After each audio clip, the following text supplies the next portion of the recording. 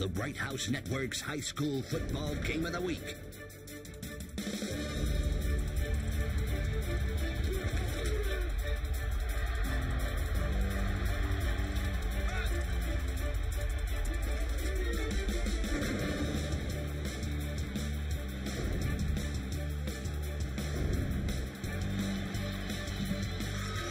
Well, a very good evening, Kern County, and we hope you had the best of Thanksgivings.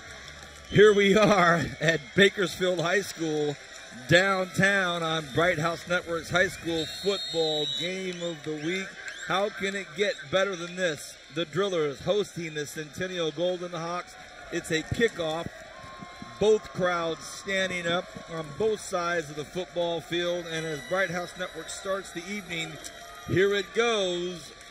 Boom. It's off and started. The Drillers with Nacita gets up to about the 41-yard line. Good evening. My name is Vance Palm. I've got Matt Alvarez with me as always up top, and down on the grass, our own driller, Brian Adams. The Bakersfield High School Drillers, the Blue Crew, undefeated. And they are hosting Centennial, and Centennial has been here before. We've been here before just a few weeks ago with the Drillers and the Golden Hawks as Bakersfield starts off on their own 40-yard line, and Hannibal is the quarterback, one back behind him, and that, of course, is Silas Nacita. And this Golden Hawk defense trying to make something happen early, and there's flags, and there's motion, and there's emotion all over the place. Let's go down to the grass. Our current BHS football Hall of Famer, Brian Adams. Brian, here we go. Another team coming down to your field trying to make it happen in playoff football. Well, Vance, they're definitely trying to come here and make it happen. One thing you cannot do is you have to be disciplined for Centennial. You cannot make the mistakes. You can't get the easy 5 yards. We've seen the Drillers now. This is our third time. We know they can make big plays, and they can grind you out. So right now this offense is playing exactly the way Paul Golo wants them to, and they're beating people down. It's a 1st and 5. Hannibal on a keeper. Hannibal, the dangerous quarterback, already in the wide open. You have to be kidding me. Well, Touchdown. Vance, I guarantee you no one is kidding you, because if you're a BHS, if you're a Driller fanatic, or if you're just a casual follower of football here in Kern County, you have to know that BHS has that quick strike ability with Chris Hannibal on that option. And you know what's funny about that play is that Hannibal was swinging the ball like crazy. It looks like he almost had it poked out right before he broke loose around the 40-yard line. Well, there you see in the bottom right corner of your shot there, a Centennial Golden Hawk crowd that is absolutely stunned. Quiet, finished as the PAT goes through. One play from the line of scrimmage after a penalty to make it a 1st and 5, and officially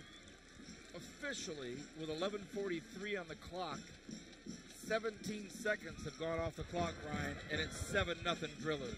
Well, what can you say? Hannibal loves Bright House. It seems like every time we come out, he's a big play man for him.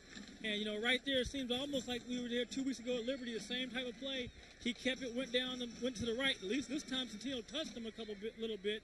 They weren't able to wrap him up, but he took off down the middle and broke in for a touchdown. So, like we said, they can strike real fast, and they're up now 7-0. A packed house at Griffith Field, Matt, and the red and gold side is just beyond themselves. Well, weren't we just at a game a couple weeks ago where BHS scored on the opening play of the game with Silas Nacita? It was the exact same sequence, a penalty taken by the defense. It was a 1st and 5, and then Nacita broke it free to the house. So it's 7-0 rather BHS here early, 17 seconds in, and already Parker Campbell gets to see his first kickoff of the night. Well, if you're just getting to your television thinking, hey, I'm watching this on demand, it's 11:01. Guess what?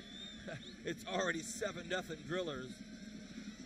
Quarterfinals in Division I football, and the Drillers are up by a touchdown, and that ball goes, just as Matt probably predicted on Campbell's kick, out of the end zone. It'll be 1st and 10 at the 20 for the Centennial Golden Hawks. I'm Vance Palm, joined as always by Matt Alvarez. We have Brian Adams down on the grass. Bright House Network's exclusive coverage in its entirety of a high school football game. Last week, we started off the playoffs with a barn burner, Foothill at Delano, and I still want to get Brian and Matt's thoughts on that great game. Double overtime win for foothill. But here we are with the Golden Hawks trying to make something happen after a deflating 1st and 5 touchdown run from the quarterback. And here's a nice run out to the left side, spreads it out, and it's taken by Bryce Royal. First and foremost, Matt Royal is back in the lineup. Yeah, he's the X factor definitely in this game for the Centennial Golden Hawks. Royal rushed for over 400 yards last week in a win over the defending the defending Valley champion Clovis West. So look for Royal to be a big factor here in Centennial's offense, as he'll need to be. He'll need to rush for 400 and more to be able to keep this game within reach, because right off the bat it's already 7-0. But let's see what Royal can do, as there's going to be another penalty flag. If that's on Centennial, that'll be their second penalty in 3 plays. Just underway, 11:37 remaining in this first quarter. We have just started, and Matt, they're walking backwards, so the Golden Hawks will start off on a 2nd and 10 after a nice start on a 1st and 10. They got 5 yards out of it. Royal looked good, but then a little stub in the toe. Yeah, that was a tough run by Royal, the first run of the night for the Golden Hawks. As you see number 6, Joe Bresson, the heir apparent to the throne, left by Cody Kessler, sends his man in motion, looks out to the far side. Pass is going to be caught, and there goes Zach Clayton down the right side. Clayton will go. Just like that, quick strike. It's 7-6. Wow. 37 seconds into the game, already 2 touchdowns scored. Is it going to be that kind of night here in Bakersfield? Well, fellas, that's exactly what you want at Centennial, and that's what you have to attack BHS. We've seen before, it's hard to run against BHS. The way that we've talked about it in the past is you have to be able to pass the ball against them. They're going to play a lot of man-to-man, one-on-one. You got out there in the flats, good throw out there. Turn up field, knifed it up, went on the sideline, and the drillers were not able to pull on them at all. So it looks like it's going to be some opportunity tonight for Centennial to make some big plays. Yeah, Brian, and you were the one that said, hey, deep into the playoffs, maybe we'll get some of these northern teams testing these DBs already at Centennial. Well, that's a great play right there. I like the isolation. They got him one-on-one out there. And then once he's able to catch the ball, good throw. The receiver's elbow to run when he caught it and then cut up field. But, Vance, one thing you have to be, if you're going to play that kind of man-to-man, your coverage has to be a lot tighter, and you have to be sure of your tackling. And this could be a wild night tonight, fellas. Well, there was one-on-one coverage out on the right side, like you said, Brian, and man just got beat. That was one-on-one, and Clayton did the rest. And knocking the extra point through is Kyle Wiggins. It's a tie ball game, Vance, just 37 seconds into the game. If you missed the opening couple minutes here at Bright House, you've missed a lot. As you see Bresson firing over to Zach Clayton, and he gets away from the tackle of Kevin Elijah Jr., and then he's off to the races. Looked like for a moment he might have been run down here towards the end, but he just turns on the afterburners. Well, it's a great call, Matt, and I was watching you call it, and your eyes lit up once Elijah Jr. missed him. It was all about speed, who can catch him. Nobody did. So now, if you're just getting to your televisions, if you're just making it to your living room, the game room, the man cave, whatever, now with 37 seconds into the football game, it's 7-7. Oh, boy. Happy Thanksgiving, everybody. Happy Thanksgiving. Look at this. All of a sudden, the Centennial crowd went from deflated to inflated. And this could be something special tonight. It's high, and it's going to be taken at the tip. Fumble! So now we'll see what the Centennial defense can do, coming back from a 1st and 5 and a 70-yard or 65-yard jaunt that Hannibal scored on them. They come back with a nice touchdown pass, and here we go. Let's see if things settle down. Let's see if their emotions kind of get tempered a little bit and get into a normal route here. But Kevin Elijah breaks out right in front of Brian Adams and way out on the left side. Hannibal has another receiver, but Nicita right behind him. And they do the fake gimmicky with Derek Vickers stopping very quickly. On a 1st and 10, here come the drillers. And it's going to be Hannibal. Hannibal tries to get to the outside, can't do it. Brought down at about the 23-yard line. The Centennial crowd clapping, but it was about a 4-yard gain. Yeah, remember, any gain that doesn't go into the end zone for this Centennial defense, they'll accept it at this point because the quick strike ability of Chris Hannibal in the BHS offense. And remember, Brian, we talked about earlier in the season how Hannibal can be very, very dangerous when he tries to pitch the ball when he's going to the ground. Let's see if Centennial keys on that like they weren't able to last game. 2nd and 6. Hannibal looked like he was going to throw. Now he's scrambled. He's running to the near side. Hannibal's in trouble. He's running all over the place. Good pickup block there. He'll pick up the 1st down. Hannibal's still on his feet. Can he get more? And he does, and he gets up to the 44-yard line. Just a very, very, very talented young man in Chris Hannibal. Wow. Well, fellas, right there, that's just an athlete being an athlete, and he's probably the best athlete on the field if we talk about each player on the field. And here, right there, he just makes things happen out of nothing. Line didn't give him much. He said, hey, don't worry about it, fellas, I'll pick it up. But that's a good way to corral him because usually he breaks those for another 6. Centennial played here a few weeks ago, were hammered by the drillers, and now they're looking for revenge. Vickers, again, with that hard dash in motion, but then he stops and pulls Black in the slot, and he stands. 10 minutes left here in this first quarter. Hannibal on a keeper. Hannibal again now comes in, gets across midfield, and he's in Centennial territory. If nothing else, Matt, the drillers can just hope to pound on Hannibal and get after him and keep bruising him and bruising him and bruising him. Well, that may not be a good thing, though, Vance, because, Chris Hannibal checks in. Let's see his stat line here. 6 foot, 180 pounds. I mean, I'm sure he could take a hit. He's taken a couple of licks already in this game, a couple big hits, but you don't want to keep pounding him and bruising him like that because you're going to need him for the later rounds if they can get past the Centennial team. Nicita yet to really carry the ball on any major loads. He had 1 carry, but it was a penalty against the Golden Hawks. 2nd and 4, and now we have a timeout taken by Paul Gola. He's unhappy with somebody. Pointing down the field, pointing at the Centennial defense, and maybe he's telling Hannibal that he needs to make a different read or change something up, call an audible. Wish I could read Gola's lips. Pretty far away from here. Brian, do you think Gola's involved at all with Hannibal's mind saying, hey, let's get a couple more options involved here? One thing about Gola, he's very precise in how he wants his teams to execute. So if he sees things that are not going right, even when he's winning, he'll call timeout and jump on these guys because of how the precision that he wants. But, one thing, guys, you have to remember is that BHS showed them against Liberty they could pass the ball a little bit when they were under pressure.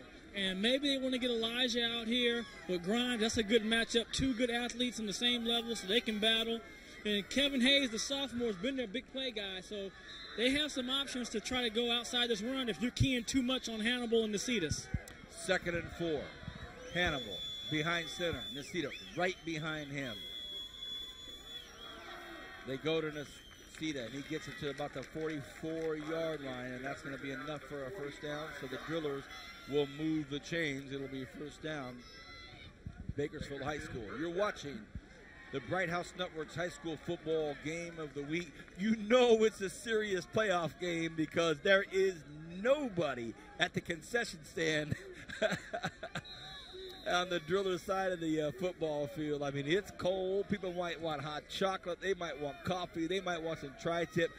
Not one single person in line over there. They're all watching this first quarter. We're tied up 7-7. Nicita right behind Hannibal. Hannibal keeps it. Looks for a pitch. It's a horrible pitch. It's going to be a loose ball. And it's taken. Fumble, fumble, fumble, fumble. That's your pitch you're talking about right there, Matt.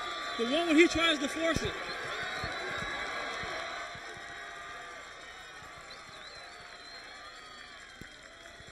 Well, there you go. I mean, he tries to make that pitch just unnecessary. You take your loss. Doesn't have to be a gain on every single play. You just lick your wounds and try again on the next play. But instead, like Zach Clayton's the one who recovered. He's got a touchdown reception and a fumble recovery for the Centennial Golden Hawks tonight. But if you're Hannibal, there's no reason in the world why you should even think about pitching that ball in that situation. And that's a different pitch, Matt, than what you saw a few weeks ago.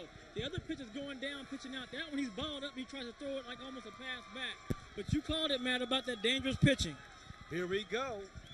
Golden Hawks at the Driller 40. And the ball goes to Bryce Royal. Bryce Royal still on his feet. Matt, it seems like the 2 BHS games we called, we witnessed a Chris Hannibal who was able to kind of get away with a flirtation of a sketchy relationship with he and his running back, able to get away with it against Centennial, against Liberty, but it didn't happen on that play, and I know that's something that kind of has been under your skin a little bit. Royal, hard run, picks up the first down.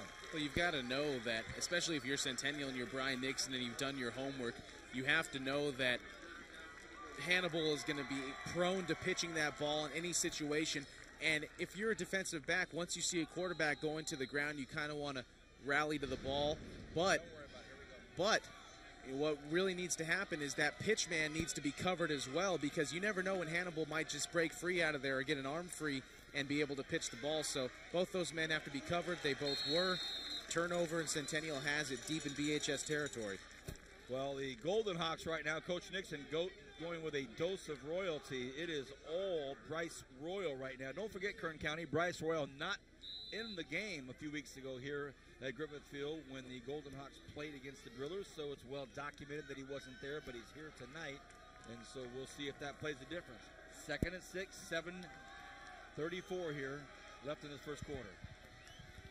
Bresson's going to hand off the ball to Royal once again. Ball stripped loose. That's BHS's ball. Definitely BHS's ball as it was stripped loose before Royal hit the ground. No chance whatsoever for Centennial to argue about that one, because as you can see here on our instant replay, oh yeah, what a great strip by number 4. Asani Rufus, the quarterback of the future here at BHS, Brian. You called it. You saw it right there. Yeah, fellas, he went in that pile with one arm on the ball. He did not cover up with 2 hands. If you get a chance to see it on the replay, when you're in that traffic, you have to have that ball covered up. Ball security is a must. Well. 1st and 10 Drillers at their own 23-yard line. This Golden Hawks defense is going to dig it again. Hannibal right behind center. And now we have Jeremiah Reddick in the backfield behind Hannibal, but it looks as though there'll be a penalty on the Drillers here. Hey, fellas, I want you guys to look at the secondary, see where they're playing at. They're daring the Drillers to throw the ball on. They're going to sell out for the run. This is where we talked about, can you make accurate passes and take advantage of this one-on-one coverage with no safety? A safety this close to the line of scrimmage with the speed of the 2 receivers, you have to be, as a receiver for the Drillers, say, get me the ball, get me the rock, and let me make a play. Thank you, Brian. Now it's 1st and 15. Hannibal, will he go to the air? Hannibal wants to keep it. He's in big trouble now, and the Golden Hawks all over him, and they throw him for a loss. So, Brian, sooner or later, he's going to have to go to the air. You know, they're going to be patient. One thing about him, having watched Golo through the years, he's going to be patient. He's not going to panic. I wouldn't be surprised if they try to run the ball again on this down. Hannibal's going to have Reddick in the backfield again this time. He's got number 25, Kyle Pope, lined up as a wingback. Looks like they may go to the air here with twins out to the left. Hannibal rolls to the left, getting chased from behind. Hannibal's got to get rid of it. He does.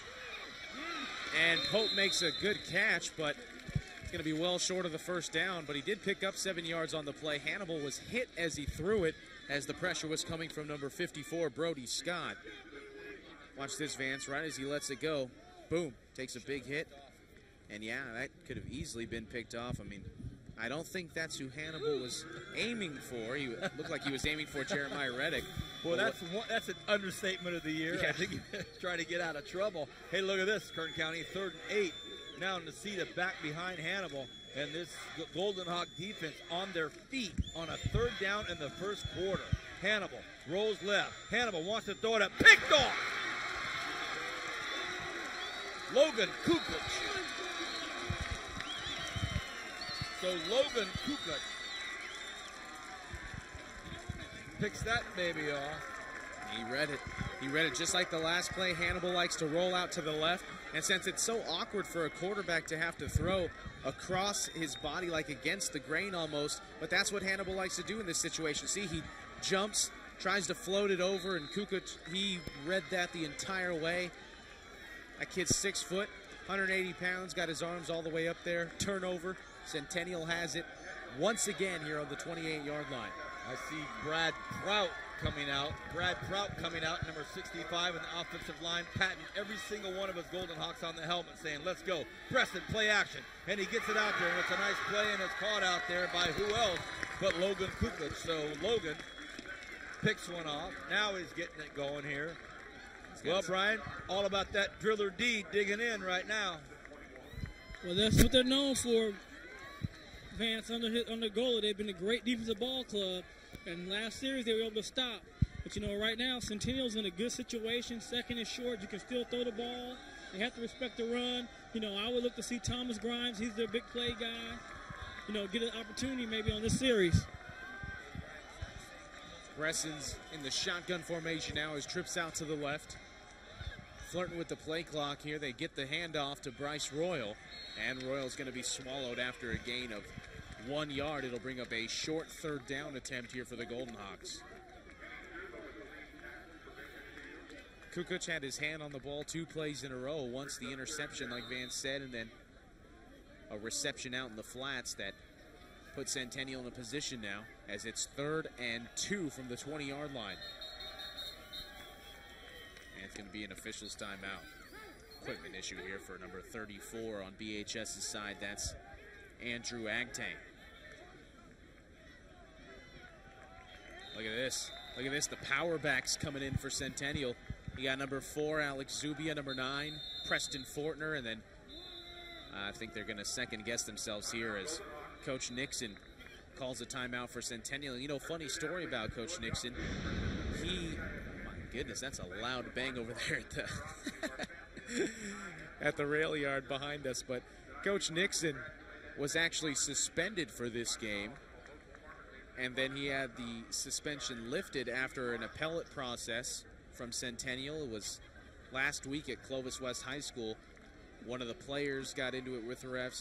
From what I hear, I believe that got into it with the refs. Then the official threw a flag, and then the assistant coach kicked the flag, and they threw Nixon out of that game. And of course, with these rules, if you're thrown out of one game, you have to automatically sit the next game. But the powers that be decided that Nixon was not at fault. Although, in my sincerest beliefs, I have to think that Nixon has to be in control of his players and his coaching staff regardless of the situation. I did a little homework this week. Had a chit-chat with a few people on the inside, and on both occasions, Coach Nixon's back was to the officials, wasn't even watching. So that played into it when they watched the video. Here's the handoff. It's Royal looking for the corner. Will he get there? To the 10, to the goal line. Touchdown, Golden Hawks.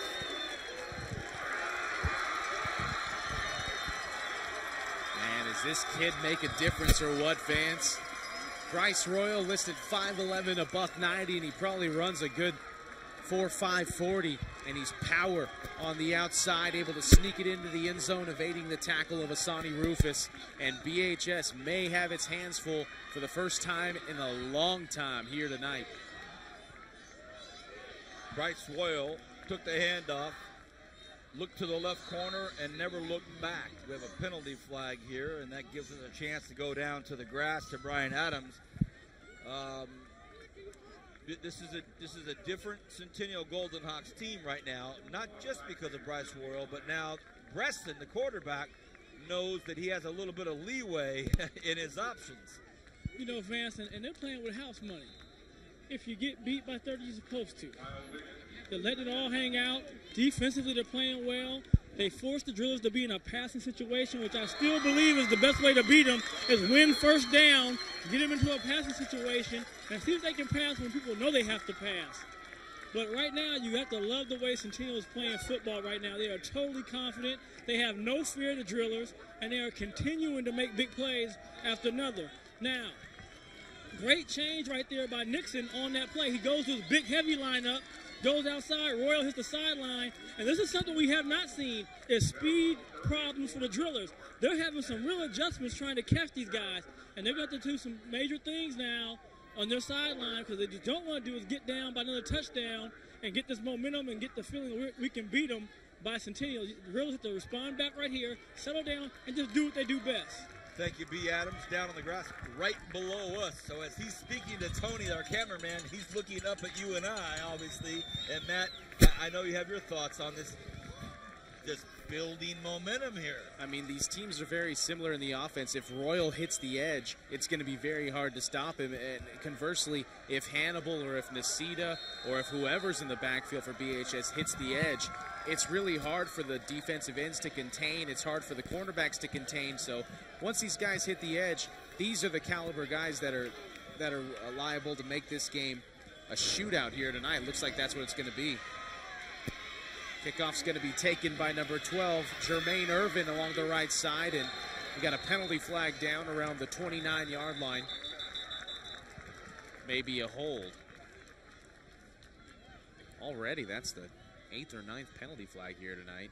An illegal block in the back call against the Drillers. So shooting themselves in the foot one more time as they had a good return up out to the 38-yard line. It would have been pretty good field position, but now they're going to march it back 15 from the spot of the foul. Scores 14-7. You're watching Bright House Network's high school football game of the week. I'm Vance Palm, and I'm joined by two top-notch partners. Matt Alvarez up top with me in the scissor lift. Down on the grass, Brian Adams. Brian Adams recently inducted into the BHS Football Hall of Fame, so it's special for us to have him with us. Hannibal now on a 1st and 10 at their own 20.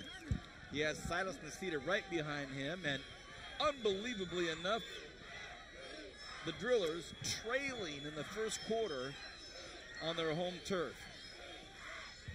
Hannibal wants to keep, pitches it. This time it's a successful pitch, and it's out to Kyle Pope. Kyle had to reach up for it. It wasn't the cleanest of pitches, but Pope did take it in, gets a gain of 5, and as the clock will dip below 4 minutes, again, Nasitas will line up behind Hannibal. Way out to the right, the bottom of your screen, out of your picture is Kevin Elijah Jr. And way up at the top of your screen on a 2nd and 6 as now we get Vickers again in a hard count. Hannibal takes a look. Hannibal, option. This time it's out to Vickers. Vickers, will he be able to get free? He will not.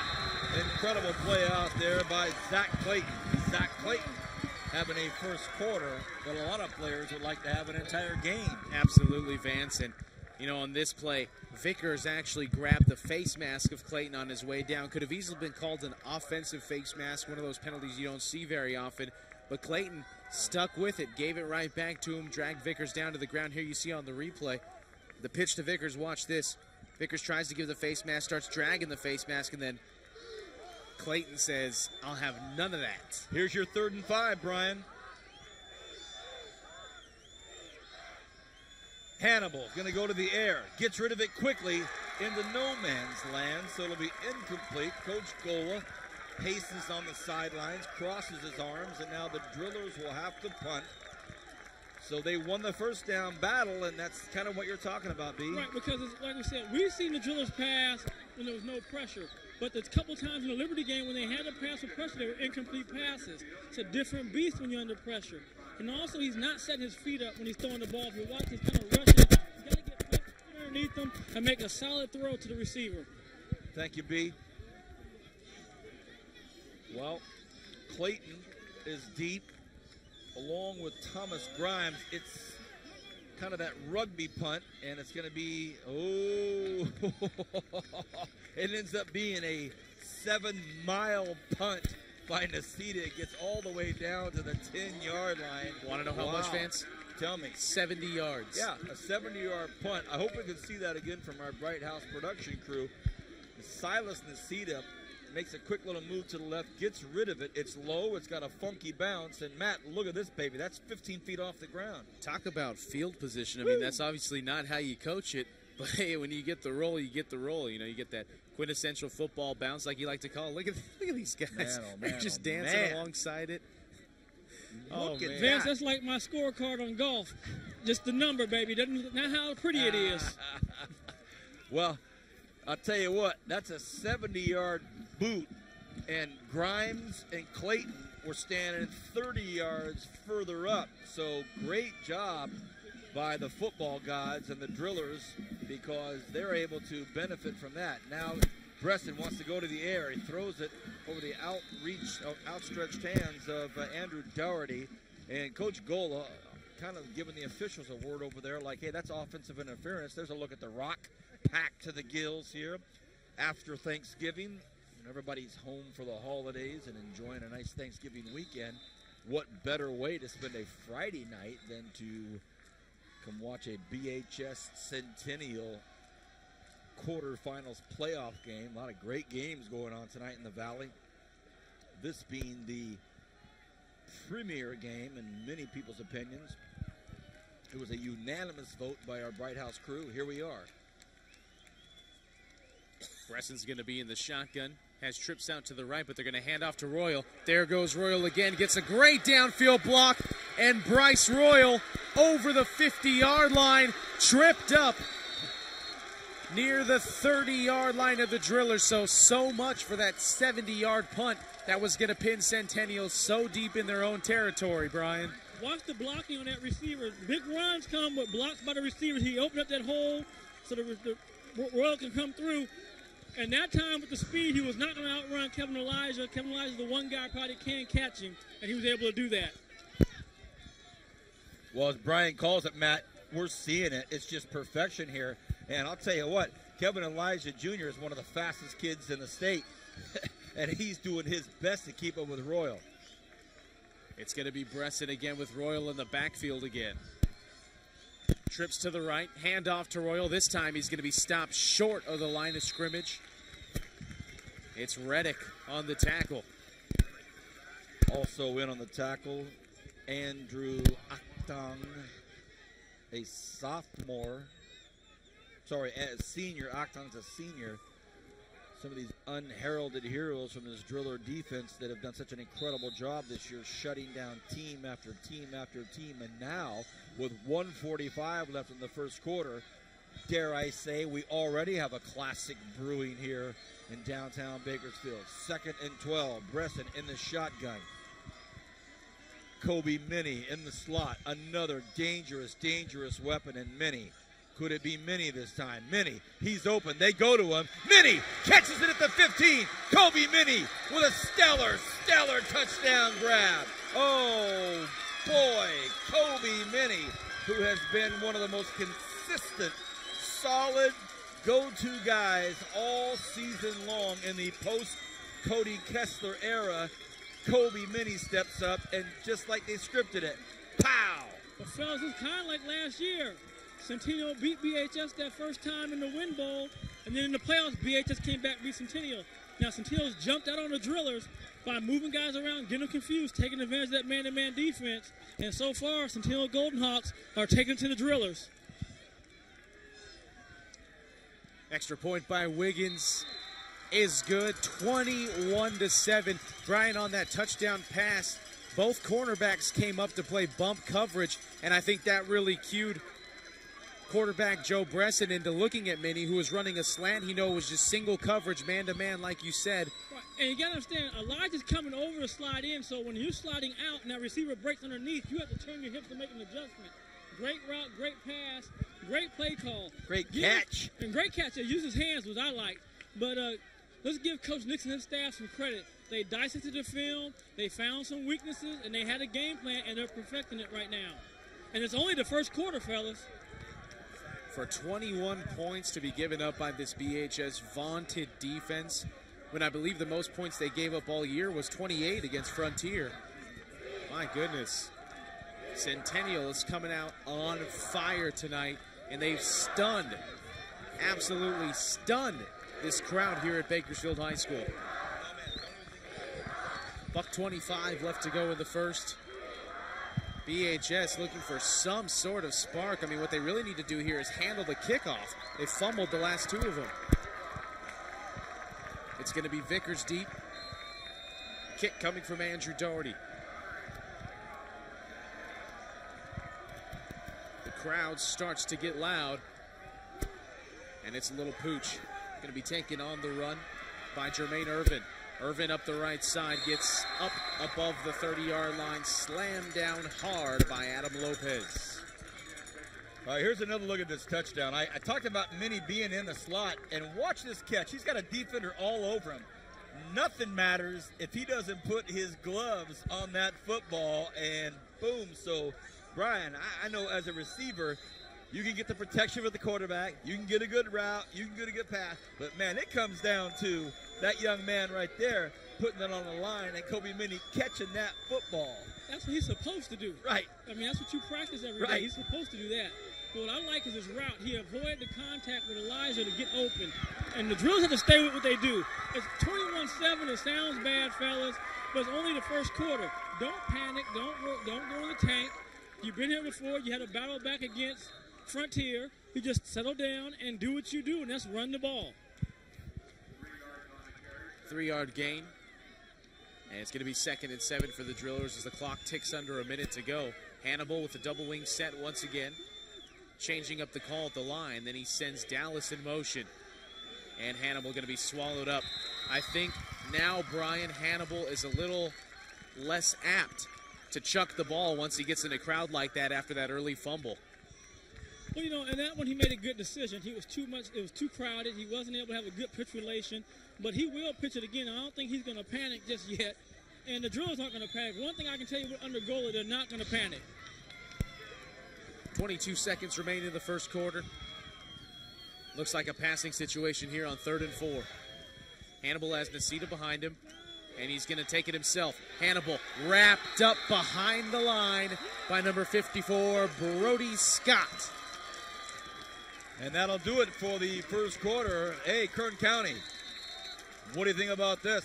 21-7, Centennial up at the end of the first. We'll be back in a moment on Bright House Networks Bakersfield.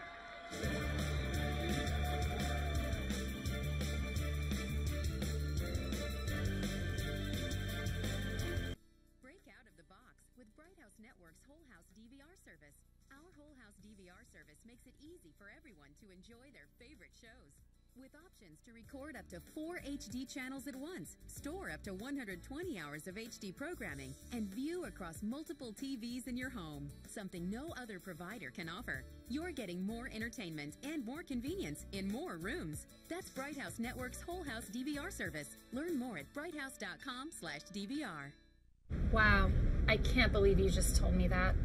Well, I felt that I should be honest with you about the type of stuff I'm into. I'm into it too. You are? I'm all over it. Living room, bedroom, in the shower. Well, do you want to do it here? Now? Well, yeah, it'll be awesome. Okay.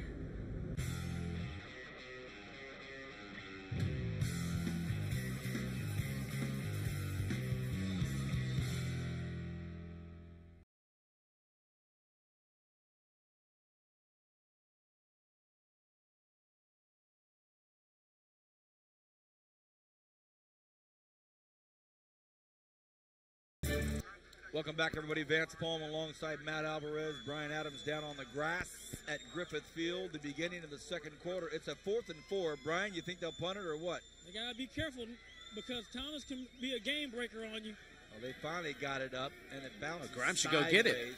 Grimes wants to do something with it, and he picks it up and goes out of bounds.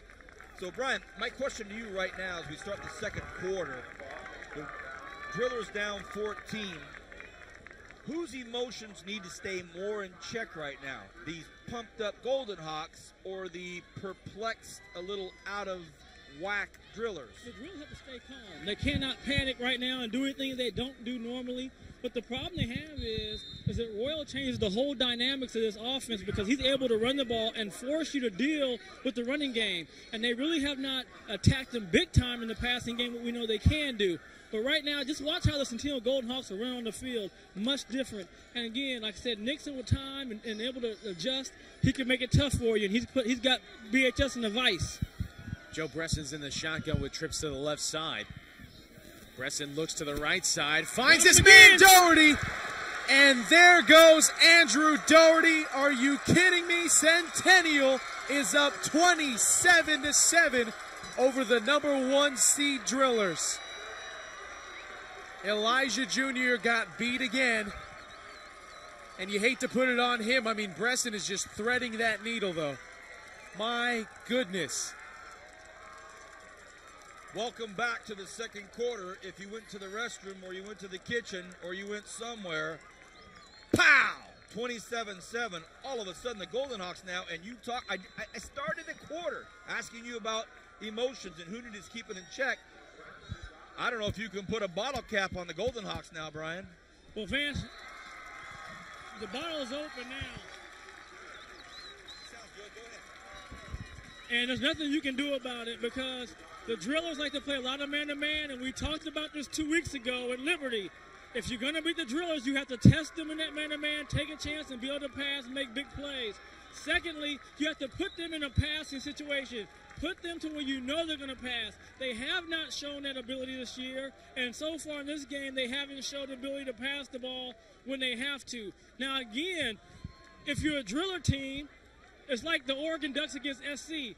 I still think they have to score high 30s, low 40s because they can run off points. But they're putting themselves in such a deep hole that any mistake can blow it for them. Matt, what about special teams now? How important will the special teams be as this game starts to unfold? Punts, kicks, kickoff returns, punt returns. I mean, just how important will it be now for the other elements of this football game to play a role?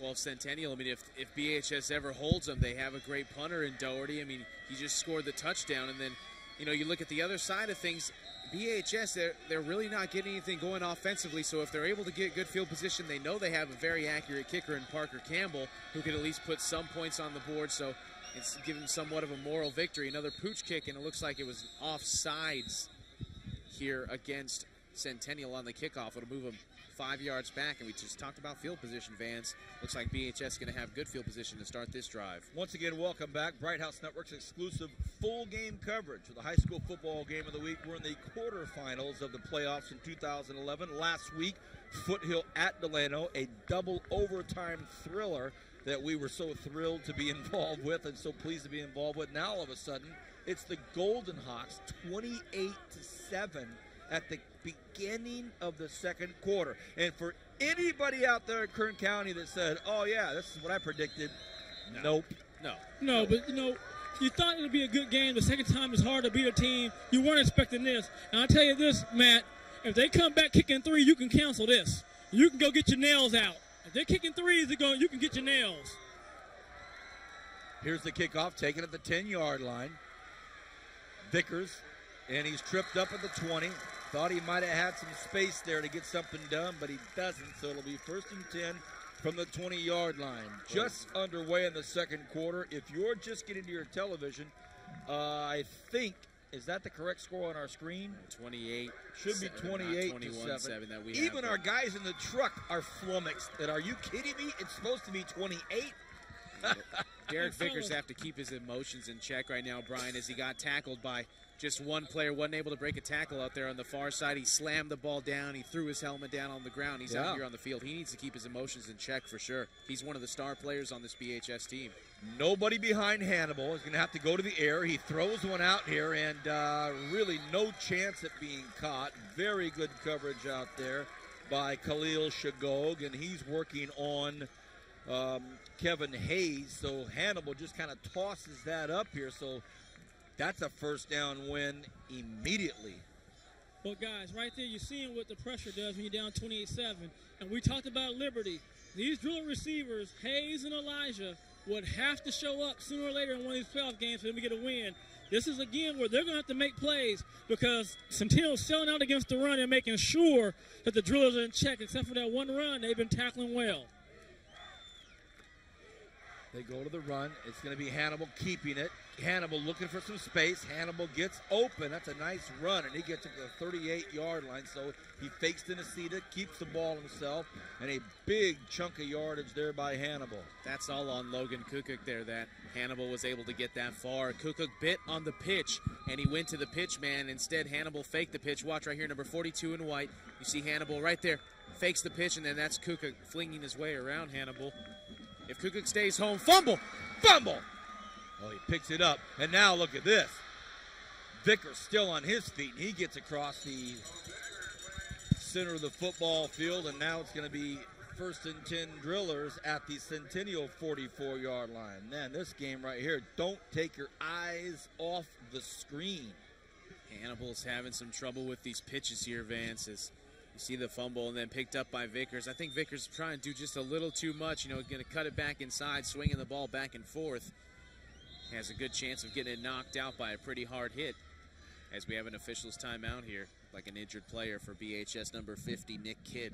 The score is 28-7. There's exactly 11 minutes left in the first half. Only 1 minute has gone off the clock here in the second quarter, and we have 35 points that have been scored, 28 of them the Golden Hawks. And now Hannibal behind center, has no back behind it, but he may put somebody in motion, and he does. Vickers, he pitches to Vickers to the left side. Vickers cuts out. Vickers gets to the outside. Vickers, a nice 9-yard run. Oh, sorry, that's Pope. Sorry, Kyle Pope on a 9-yard run. So no matter what, Brian, they're going to keep on coming, keep on coming, keep on coming. And that's exactly what they have to do. Be who you are. Don't come out tonight trying to be John Elway or Tom Brady. Stay with what you do. Run the ball and try to stay in the game. Don't make a mistake and throw another interception. 2nd and 1. Hannibal's got it at the 44-yard line, or the 45, rather. Sends Vickers in motion. He's going to pitch to Vickers on the far side. Vickers has a couple of blockers out there, and Vickers springs free to about the 19-yard line. And another first down picked up by the Drillers. That's their MO for sure. 1st and 10 at the 19, and a timeout going to be taken by the Golden Hawks. Timeout on the field, Matt. Timeout on the field, Brian. Everybody gets to take a breath. Everybody gets to kind of just stop for a second. Let's recap this football game very quickly. Matt, I'll start with you. You give us a recap on the BHS Drillers and how they've come in undefeated. They start tonight against the Golden Hawk team who they beat up on a couple weeks ago. Then they hammered Liberty. Then they get a week off. Talk about the Drillers before the game started. Well, I mean, the X factor in this game was Bryce Royal. We didn't know what was going to happen with Bryce Royal, and then this BHS team didn't know what to expect with Royal in the lineup. So I think they were really, like you like to say, Vance, they were flummoxed. They were kind of disoriented after seeing Royal run all over their defense. And fortunately for this BHS offense, they've been known to put points on the board in large amounts in very fast fashion. So they're led by a great head coach. They have a lot of youth on this team, but they have a lot of leaders. So I expect them to, don't expect them to lay down for anybody, Vance. After this play, I want to hear Brian's take on the first quarter for the Golden Hawks, because as it stands with exactly 10 minutes left in the first half, it's BHS on a 2nd and 1. Hannibal right behind center. Sends Vickers. They fake the pitch to Vickers. Looks across the middle. Has a man, touchdown. And of all people, it's Kevin Elijah Jr. So Kevin Elijah Jr. scores a TD on a very, very good pass by Hannibal. That was perfectly played. The fake pitch to Vickers. He turns around and puts it right on the money. So the Drillers answer with a great touchdown pass from Hannibal to Kevin Elijah Jr., who's been maligned a bit in the defensive backfield already. Here comes the PAT, and it's going to be Parker Campbell. I'll bet the ranch this is up and through. And it is. So, Brian, before that touchdown pass, I was going to throw it down to you about the Golden Hawks. Give me your take on the first quarter for the Golden Hawks. Well, they did exactly what they needed to do. The first play, they took a big punch for the Drillers, which has been knocking people out. They stayed on their feet. And then they just made the plays they had to make when you're trying to go for an upset. They took advantage of turnovers, and they did a great job of play calling.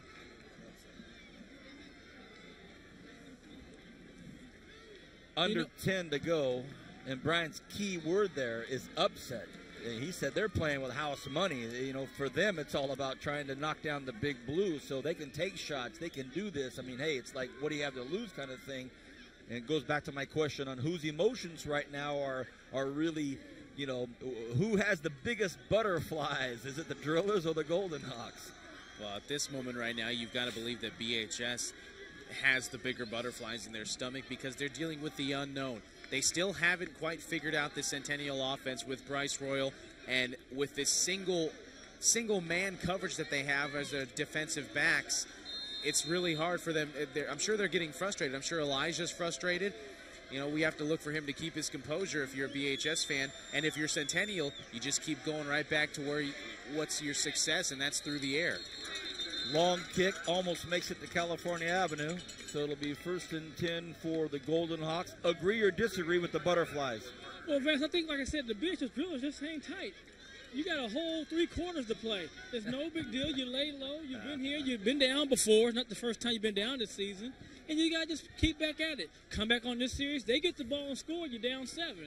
But Kevin Elijah got back in the game. But see how easy it is to pass the ball on 1st down when you're running the ball as opposed to 3rd and 8. See, they can pass under those circumstances. It's when it's 3rd and long they struggle. 1st and 10, Golden Hawks. Bresson.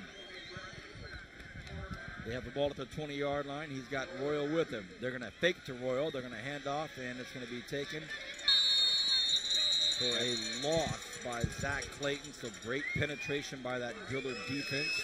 Didn't go for anything other than where the football went, and Clayton thrown down for a hard loss, and it'll bring up 2nd and about 12.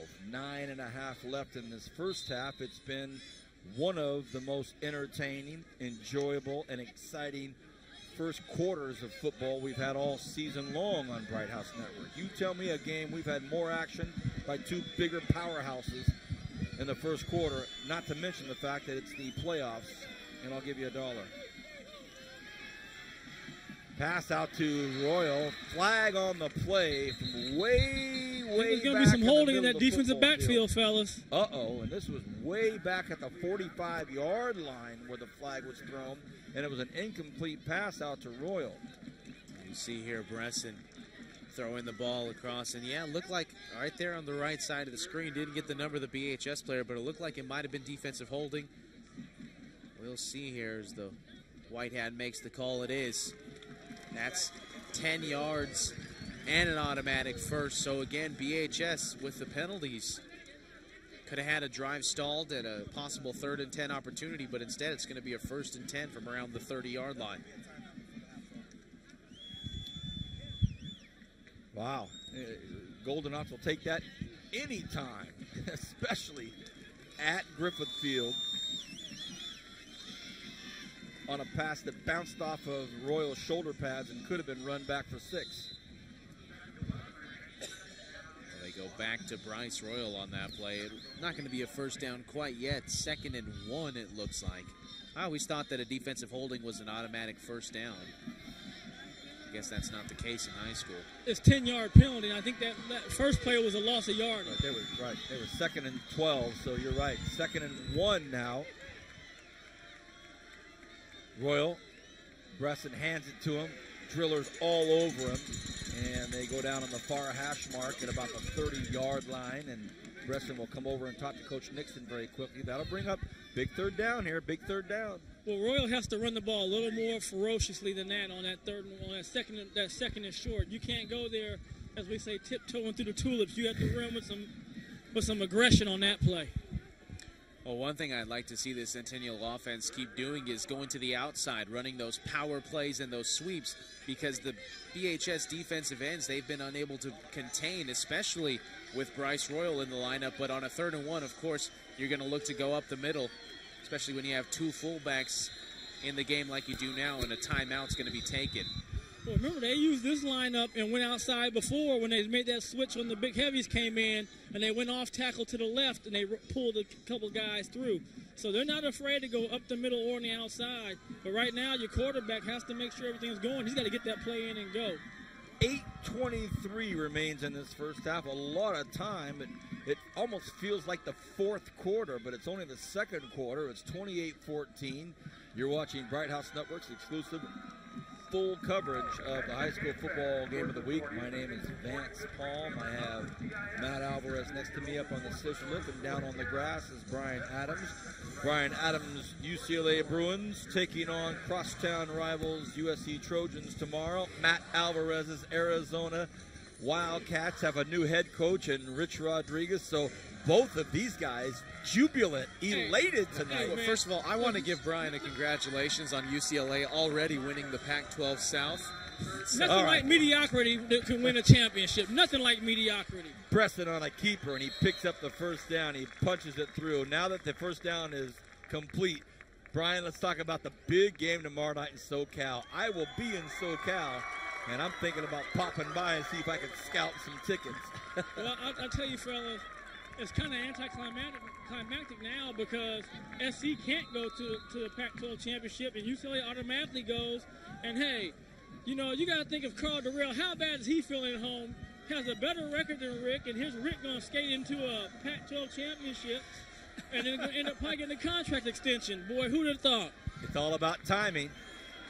Royal picks up a nice 2 or 3 yards. Matt Alvarez, let's talk about your Arizona Wildcats. I thought about texting you. Anytime I see anything with Arizona, you know me, I'll text you or this and that. But that was such big news that I knew you knew about it. Rich Rodriguez coming to Arizona.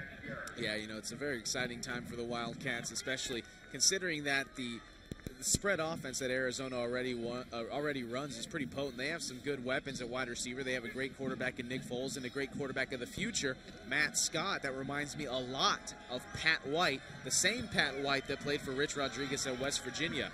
It's going to be 2nd and 8 here for Centennial. Bresson sends his man in motion. That's Colby Minnie. And he goes out to Minnie on the right side. Minnie takes a hit, 2 hits, and dropped down behind the line of scrimmage. It's going to be a loss on the play.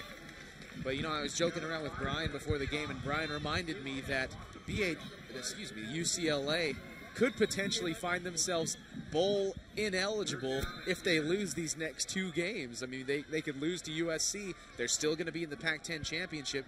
They could lose the Pac-10 championship. Well, forget that. That play right there, watch the setup. Don't be surprised they pump fake that route there and go deep. All right, in between Pac-12 talk, Adams says, hey, they might pump it and go deep. Everybody in tight. Bresson takes a quick look, looks across the middle, finds his man, and Brian was prescient as always. It wasn't too deep, but it was a 30-yard route. That play Pacific Vance, but that play they ran before, they'll come back to that set where he pump fakes out to that swing, and that guy going on that post will go behind him. So the drills have to be real careful about coming up super fast on that swing route. But great play, great pitch and catch, great slant, first down, Golden Hawks. Andrew Doherty on the big catch up to the 46-yard line, another first down. 4 wide receivers set here for the Golden Hawks with Bryce Royal in the backfield. They hand it to Royal, and he gets the outside.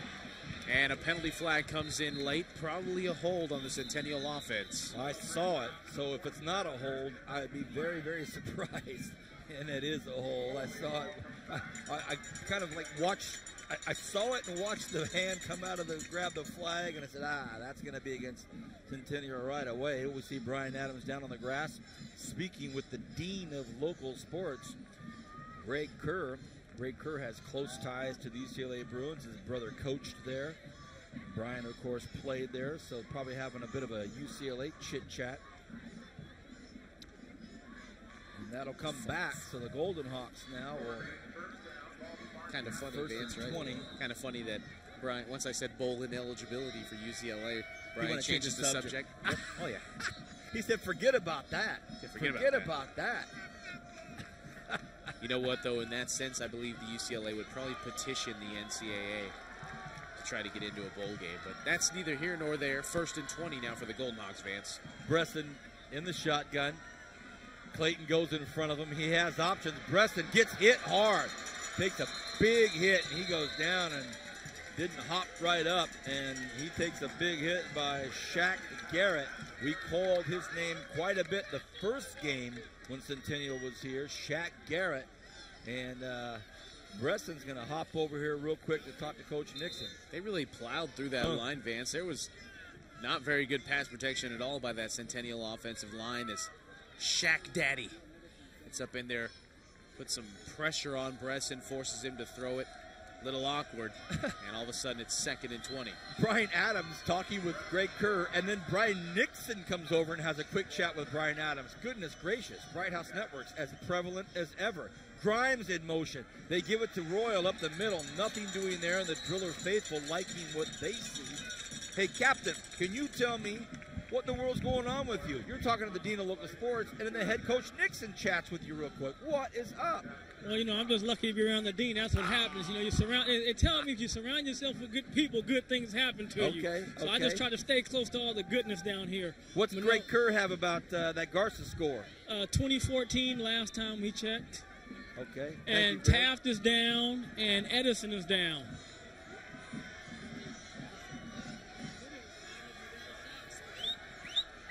Third and 19. Big test for the Golden Hawk offense right here. Bresson has only one back with him. Will they go to the air?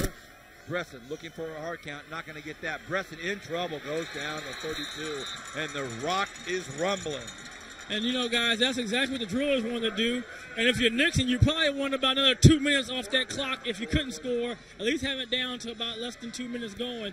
But my correction, that's Tehachapi is down, not Taft. I'm sorry. But right now, great job by the Driller defense. Be careful with the punt return. Here's the punt. Oh, Matt, what a beauty. What a monster punt. Why? Oh, and it's caught at the 20-yard line. Goodness gracious. I didn't see Kevin Hayes call for a fair catch. Yeah, he was fair catching before he moved back and made the reaction to adjust to going over his shoulder. But he almost made a mistake letting that ball go. Boy, that thing, he caught that with his fingernails and then some. That ball almost came out of his hands, and that would have been devastating.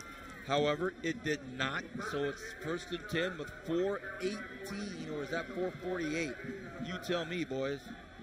I'm going to say it's 4:48 as the inflatable Driller kind of obscures our view of the scoreboard there. Hannibal keeps 17. So it was 4:18, and the clock will continue to tick. So if you're Brian Nixon and your defense holds here, let's just say if they do, hypothetical, I know, but let's say they hold and go into the locker rooms up 14 at the half. Nixon's going to take a shot. If he can hold right here and get this ball back, Vance, with good field position, he'll take a shot. And remember, they get the ball back to start the second half, too. Great point. Golden Hawks kicked off, so it's a 2nd and 4. Hannibal behind center. Will anybody go in motion? No, they don't. So it's going to have to be Hannibal. He runs into a brick wall, and he goes down at about the 31-yard line. That'll bring up 3rd and about 2. So a big, big possession down right here for the Drillers on a 3rd and 2. But see, Vance, this is what they like, because they don't have to pass, so they can stay with the running game. And that's why that first down is so important for Centennial. When they give up 6 yards and 5 yards on that first down, they're playing up. They're going to be playing downhill against, uphill against BHS offense. Vickers in motion. Hannibal wants to go to the air, throws it across the middle, and it is through the hands of Kevin Elijah.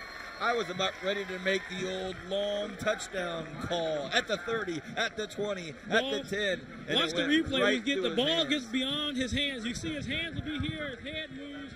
The ball gets by his eyes. So you see his eyes never track that ball all the way, and it goes right through. Wow. It's just not his night, Vance. And besides the touchdown pass he hauled in, has not been a night that he'll remember. They picked up the first down a few moments ago, everybody. That's probably why you're thinking it should have been 4. They did get the first. That's like delay now. And a false start on BHS. So it was my mistake. They picked up the first down. Didn't know that. Right. And again, but see the difference though when you're passing on 1st and 10 and they're expecting to run. But again, that's just a simple thing of seeing the ball. You just watch it. It happens in the pros and college guys too. You have a tendency sometimes on the real routine catches not to track it with your eyes all the way into your head. Thank you, B. 3:29 remains in this first half. What a football game we've got going here. The Golden Hawks up 28-14. The Drillers have the football. It's a 2nd and 15. They're at their own 25. Hannibal's is alone in the backfield, drops back to pass. He's going to be chased from behind. He throws it out of bounds. We'll see if that's going to be. We'll see if that's a flag. Yep, there it goes. There's got to be a penalty. Yeah, the penalty flag came down late, but that's definitely going to be a penalty, and I believe that's a loss of down as well. Right. That's why that rule is designed how it is, so you lose a down. Yeah, but as well as look at the difference, fellas, when they have to pass the ball. Look at how they pass. Even against Liberty guys, they did not pass the ball well when they had to. That'll bring up 3rd and 25 on their own 14-yard line. So this is a very, very unfortunate spot for the Drillers to be in right now. With 3:21 remaining in the first half, they're down 14. It's 3rd and forever, and they're on their own 14-yard line.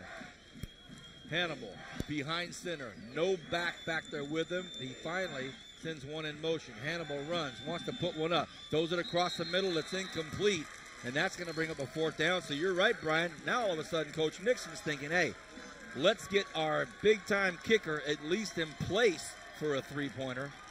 And you know what, guys, too? I would rush the punt return on this. I would go for a punt block just because, if you see what Nixon is doing, Matt, he moves around to buy himself time, and then he kicks the ball, and that eliminates his, he doesn't punt like how you punt it. He kicks that low ball so they can't get a return. Oh, but it's weird, though, Brian. He usually goes, he's a right-footed punter, but he rolls off to the left, so he has to set himself before he even gets the punt off. So you're right, Brian. I would go for a block right now if I were Centennial. Now he's going to roll to the right. Not a bad one, but it's very returnable. Grimes takes it at the 45. He's got a wall. Grimes has the wall. Grimes at the 40. Grimes at the 30. Grimes gets run into by his own man. Gets knocked over by Zubia, and Zubia can do it at 5'9", 200 pounds. So just like you two script it, just like how you talk about it, you both are so prescient. We see Grimes cuts up, and Zuby is the only guy that knocks him down. Had he not run into Zuby, I think he was going to cut back against the grain into the end zone. But, oh, boy, 3 minutes and 3 seconds left, Matt. It's a mountain of time. Yeah, tell me about it, Vance, especially the way that Centennial has been moving the ball, or at least the way they were moving the ball in the first quarter. You know, BHS has held them to only 7 points here in the second quarter, but we know that Centennial has that quick strike ability just as BHS does. It's going to be Bresson going up on the right side. Touchdown to number 8, Michael Martins. Matt, every time you call a play, Centennial scores a touchdown. I told you Nixon would strike him. He's just like Gola. They're very calculated killers when it comes to being offensive coaches. When they're going to take advantage of you and try to take you out, and that's what he's trying to do now. But the thing is, he left 3 minutes on the clock for the Drillers to come back and put a score. Every time I tap Matt on the shoulder to call a play, he calls it, and Centennial scores. BHS is probably thinking, Vance, quit tapping Matt on the shoulder. What am I supposed to do? The PAT is up, and it's good. Goodness gracious, a 21-point lead. Hey, Brian, you say there's a lot of time left for Coach Gola. Coach Nixon's probably saying, hey, we'll take 3 minutes left. Knowing him, he probably would say so. I also know he likes to be in this at halftime and maybe a minute left to go. But you don't want to take the points off the board. And great execution. And there, young Thomas. And I have to let you know, I've been holding Advance. You know, he's an Adams boy. His mother and my father were related through them. So he put a little playtime up there, a little showtime, and set that up. Little bloodline football, and as you know, there is a lot of bloodline football here on Bright House Networks. Our good friend and colleague Kevin Keys started introducing bloodline football a few years ago when he was up on the scissor lifts with me. And if we were only able and capable enough to continue the depth at which Kevin Keys could lay out bloodline football, we would do it. But Brian, kind enough to do it there. Matt has an encyclopedic mind for the relatives and the family lineage here. But I can tell you this right now, Coach Gola could care less about lineage and bloodlines right now. He wants his Drillers to stop the Golden Hawks from scoring. Yeah, down by 21 points here is not something that they've done a lot lately in the last couple of years, Vance. I'm telling you, this BHS team is probably just as surprised as all of our viewers out there. Kickoff. Short little 7-iron. I would say a pitching wedge. And, oh, wow. Oh, man. Lucky for those whistles, Vance. Thank goodness the whistles blow, because Ernesto Juarez nonchalantly, a very laissez-faire attitude, had the ball fall out of his hands, and had the whistle not blown, that would have been a massive onside recovery. Wow. Wow. Just shows you the kind of night that BHS has been having special teams-wise. That's the third, even though that one didn't count, that's the third dropped kickoff tonight by the Drillers. 2:56 remains in this first half. You know, conversely, Vance, that's the second offside penalty that Centennial's had on a kickoff. So, I mean, if they're trying to make it easy for BHS, giving them 5 extra yards. Well, they won't now, because they're going to boot it deep. And it's going to be taken at the 5-yard line, in the dirt, in the mud. And a big hit at the 20-yard line. And it's Elijah Jr. He takes it, and it'll be 1st and 10, 25-yard line. You're watching Bright House Network's high school football game of the week, exclusive full game coverage here, and it's only here. It's on Channel 10 on Friday nights, and then it goes on demand. You and Zach Ewing had your pregame show tonight. Enjoy it, love it, but I'm sure that's a bit of a different situation evolving than what you guys talked about at pregame. Yeah, definitely. I mean, Zach's very knowledgeable with the high school football realm, and I mean, we had both thought that BHS may make this ugly early, but it has, in fact. Oh, my God. That could be intentional grounding, Vance, because he threw it. There was nobody inside as Gabe Arteaga came in with the pressure. I wonder if they'll discuss that. Well, for the sake of argument, there was somebody in the real estate over there with they were both linemen. As my man Lucky Rick Neuheisel likes to say, it's only what they call. You're right. I guess that goes in the lines with Dale Earnhardt Jr. saying, if you ain't cheating, you ain't trying, right? All right, got it. Okay, well, 2nd and 10. And Matt so aptly noted they were both linemen out there in that real estate as Vickers goes in motion. Hannibal, busted play.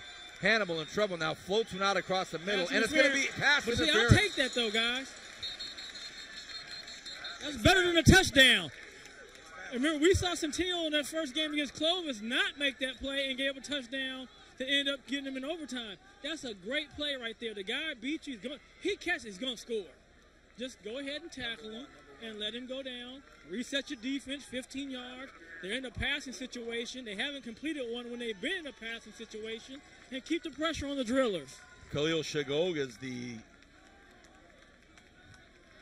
Golden Hawk who has the infraction on him, but as Brian notes, hey, fine with us. It's better than 6, isn't it? Absolutely. I mean, that's a great play to take if you're Shagog, although I don't think that he realized the ball was in the air. Right.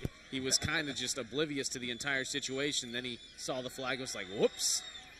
Elijah makes the catch out on the right side, but Grimes quick to push him out of bounds over the 50-yard line. Now they're in Centennial territory with 2:28 left to go in the second quarter. 35-14, the big story here. Centennial on top of BHS behind just a beautiful, beautiful night by Joe Breston thus far through the air, as well as Bryce Royal adding a couple touchdowns on the ground. Kobe Minnie with a big touchdown catch as well to stretch it out. Hannibal looks up, has his man open, but underthrows it. And now we're going to see another. Oh, I saw he went to the wrong receiver. I was thinking he was going across the middle out there. The Boo Birds are coming out for the Golden Hawks. I thought Hannibal was looking for another receiver across the middle. He was actually going down the sidelines, and the flag comes out, and that's going to be against the Golden Hawks. So a little bit more drama here to finish off the first half with 2:22 left. A couple of big yellow flags are keeping the Drillers with some forward momentum. And, well, it's going to be 1st and 10 now. Like I said, 2:22 left. Well, they were booing, fellas, but Elijah was definitely grabbed over there by Grimes on the sideline once they went for the pump fake. So they got the ball moved up. And, again, your defense can set. And, I mean, even still, look at how the ball's coming out. It's not being thrown crisp the way we're used to seeing quarterbacks throw the ball. 1st and 10, 2:22 remains here in this first half. Golden Hawks up 35-14 over the homeschool Drillers. Pressure looking right in the face of Hannibal. Hannibal has Vickers with him. They pitch it to Vickers. Vickers out to the right side. Couple of big hard hits. Vickers thrown down, maybe a couple of yards. Nice job by the Golden Hawk defense. You know, they kept him in bounds there, Vance, as well. So BHS has 2 timeouts left. Centennial has none. So the clock's going to keep running here as we click just over 2 minutes left to go. Matt Alvarez, Foothill Trojan, Brian Adams, BHS Driller, myself, and Arvin Bear enjoying this great high school football moment here. Pope has it, a pitch to the left side. A flag is thrown, and Pope is hit at about the 28-yard line. He's brought down out there by Shagog. It's going to be Nasida on Kukuc, I believe, number 42 for Centennial. Right here, you see on the replay, look at Nasida. Yep, he's holding his right shoulder pad. You saw it right there. Our cameraman all over it. So Nasida holding the dangerous Logan Kukuc. Penalties in this first half. I'm telling you, aggressive penalties, most of them. A couple of here, well, a couple there. Besides the delay of games and the false starts and the offsides on the kickoffs, I mean, there's been so many flags tonight, just uncharacteristic of both of these squads. I don't care what you say, fellas. That grab by the corner was the best play of the night, best penalty of the night for Centennial. Yeah, you're right. You're right. Because now all of a sudden the Drillers are back up there at the Golden Hawks 42 on a 2nd and 17 with 1:38 in counting. Hannibal wants to go to the air, floats one out, is caught by Pope. Can Pope break free? He cannot. Great tackle by Clayton at the 31-yard line. So it'll bring up about a 3rd and 9. And the clock continues to roll. So, Brian, another great point. Thank goodness we have you and Matt to keep our Bright House viewers involved and informed. That penalty taken by Shagog on the pass interference essentially has kept the Drillers out of the end zone. Hannibal drops back. He's going to roll to his left, looking for some blocking. He's in trouble. He better cover up. And a flag on the play way over here in front of Brian. Looks like holding. Yeah, defensive holding in this situation. Gotta be. And that would be bringing up a 4th and 7. But if what I'm hearing from you, Matt, and what Brian thinks he saw, that's gotta be. It is. The drive is still alive. A holding by the Centennial defense. Man, I don't understand. Like, what? I have no idea why they could be called for 3 defensive or pass interferences and defensive holdings in the same drive 3 times. We won't see it. We won't see it in this angle. Yeah, he broke down. You know how you start trying to scramble? When he was scrambling, he ran to him and he grabbed him real quick. Got it. Okay. All right. Well, now all of a sudden it's 1st and 10. Or 1st and 10. Centennial 21-yard line. So with 1 minute and 1 second left, Hannibal takes a snap, has a man open, throws it out there, and it's going to be incomplete. Another flag. Another flag. Goodness gracious. I want to see the count, the tally, Zach Ewing's tally on the number of laundry flags we've seen out here tonight. By all accounts, it seems that it would be another mug job by the Golden Hawks. And we look at the top of your screen, the very top of your screen, Grimes possibly held on. It is. And it is. So this Centennial crowd below us in the scissor lift really letting out the boos now. It's not the referee's fault. I mean, these are blatant holding calls. Well, and I'll tell you this, he was open too. Almost caught it anyway. He almost made a one-handed grab for a touchdown anyway. I mean, he made a great reaction to the pass, but his initial route, that one isn't going to be close. Right. And as I said, their passing when they have to has not been crisp, fellas. They can run the ball now, though. Dig this, everybody. 1st and 10 from the 11-yard line, 54 seconds in the first half. It feels like the 4th quarter of a Super Bowl. Hannibal throws one over, picked off, and it's going to be a huge interception. Will he just go down, or will he try to make something out of it? You got to be kidding me. Michael Martin still on his feet, and he gets to the 42-yard line. Michael Martins was watching that football from the second it left Hannibal's hands, and he had a beat on it. from the very second the ball was out of Hannibal's hands. You'll see Hannibal drop back here, and Michael Martin's looking at it every second of the way. Martin's sitting there the whole time. Say that again, Brian. That ball has to be thrown on a line. It has to be zipped across your body to the other side of the safety for a catch. The same pass that Reeson threw for his touchdown is the same throw, same trajectory. That ball floats and gets picked off. Now, I'm surprised they passed the ball on the 11-yard line, 54 seconds, 2 timeouts, had plenty of time to run. So now Nixon probably going to take another shot at the end zone here with their tall receivers, Doherty and Martins. Well, you tell me. Martins is 6. Oh, no, they're going to take a knee. Well, they have no timeouts left, so it's not necessarily hopeless, but possibly one of the more brilliant moves when you're up 21 on the road at BHS, and you can go into the locker room knowing the football's coming to you, knowing you're going to go on with some great momentum. Coach Nixon says, hey, fellas, I think we'll just get on out of here. Wow. I'll tell you this, I'm on the coaching staff. I'm asking for Eby to go down on that. Don't keep running.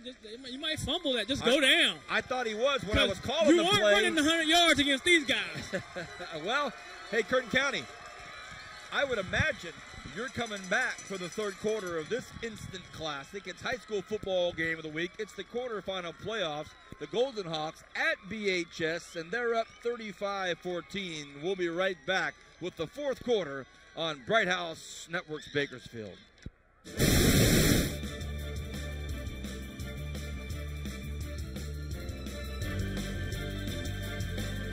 Bright House Networks is rolling out more ways to watch TV.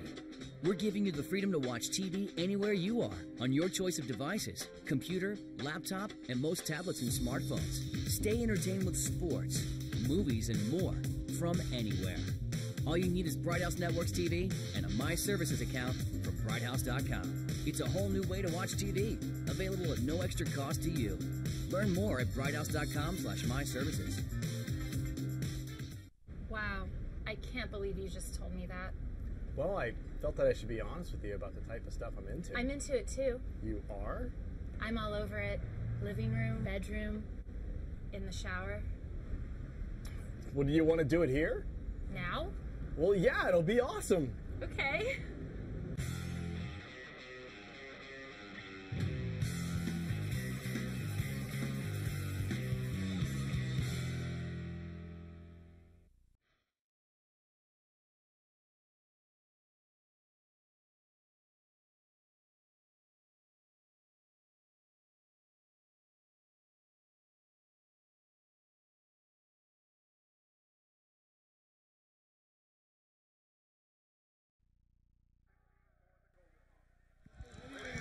Welcome back, everybody. Vance Palm alongside Matt Alvarez and Brian Adams. It's the kickoff to start the second half at Bakersfield High School.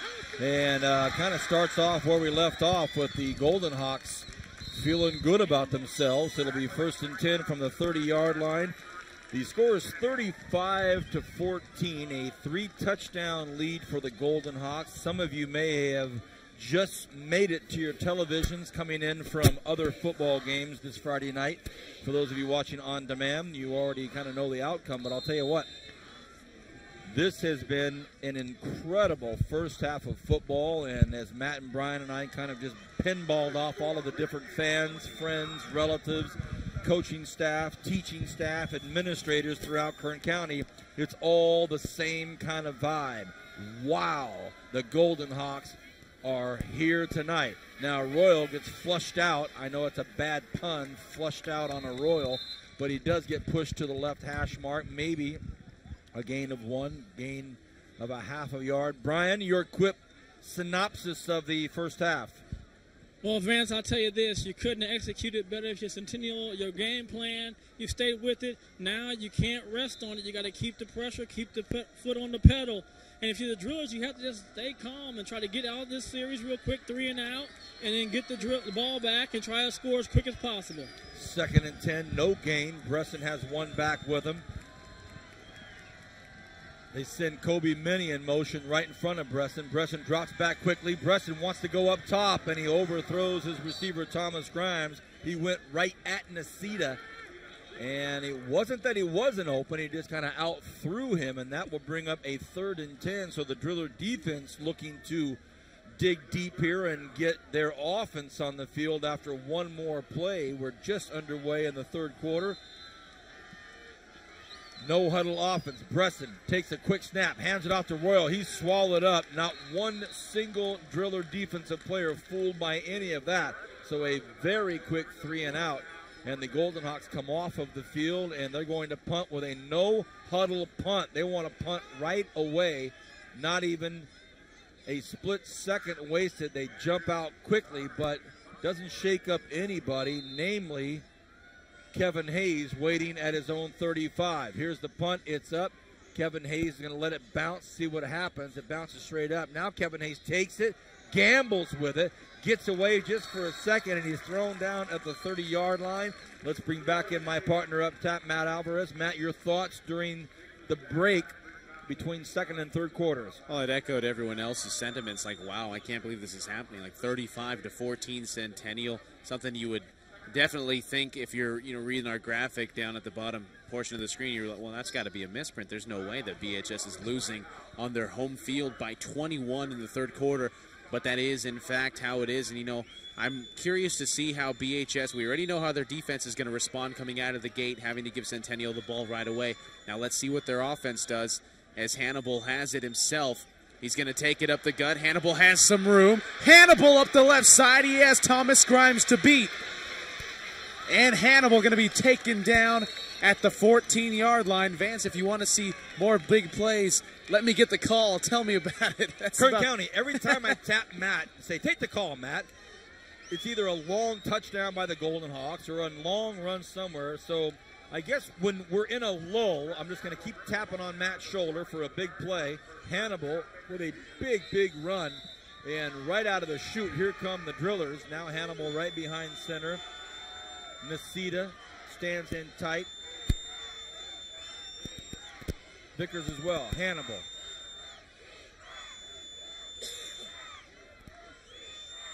On a 1st and 10 from the Golden Hawks 14. He keeps it. Still on his feet. Gets inside the 10-yard line. So it should bring up about a 2nd and 5. Welcome back. It's the 3rd quarter. And it starts off with a bang. The Golden Hawks get nothing on a 3 and out. But the Drillers answer quickly. We'll see whose halftime vibration was the vibration. 2nd and 5. Hannibal has everybody tucked in tight except for Kevin Hayes here on the near side of the field and Kevin Elijah Jr. on the far side of the field. Hannibal.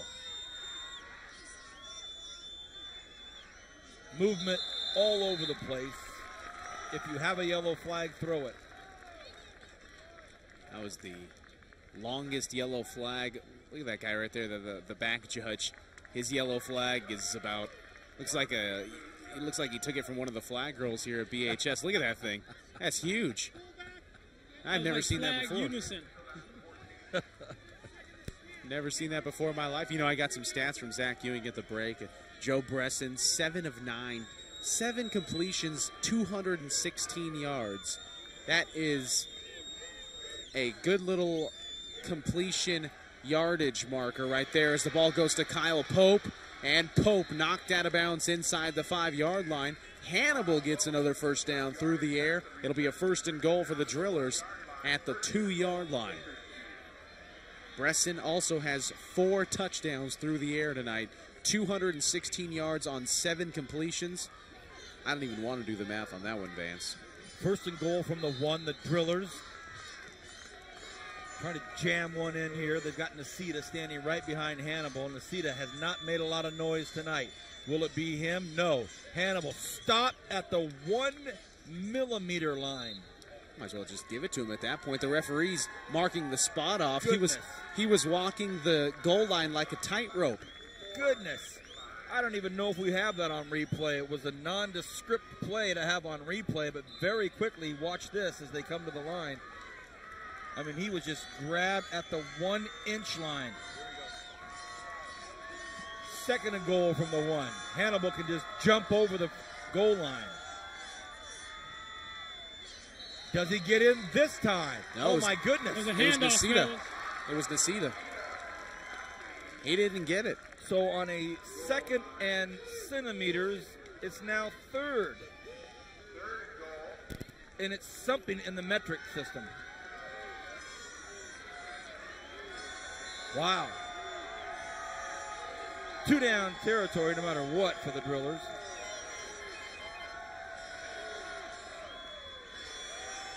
Hannibal gets in. Touchdown Drillers.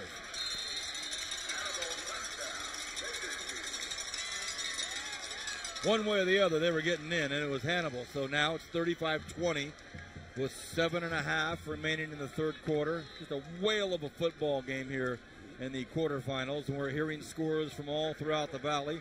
Garces is down, Tehachapi's down, so the highly anticipated showdown between the Warriors and the Rams might not ever take place. Campbell smashes it through, and that comes close to going on California Avenue. 35-21. So he's 3 and out by the Golden Hawks, puts the football in the Drillers' hands, and they promptly move down the field with a long Hannibal run. A couple plays later, they knock it in. Now it's back to a 2-touchdown lead for the Golden Hawks. So here we go.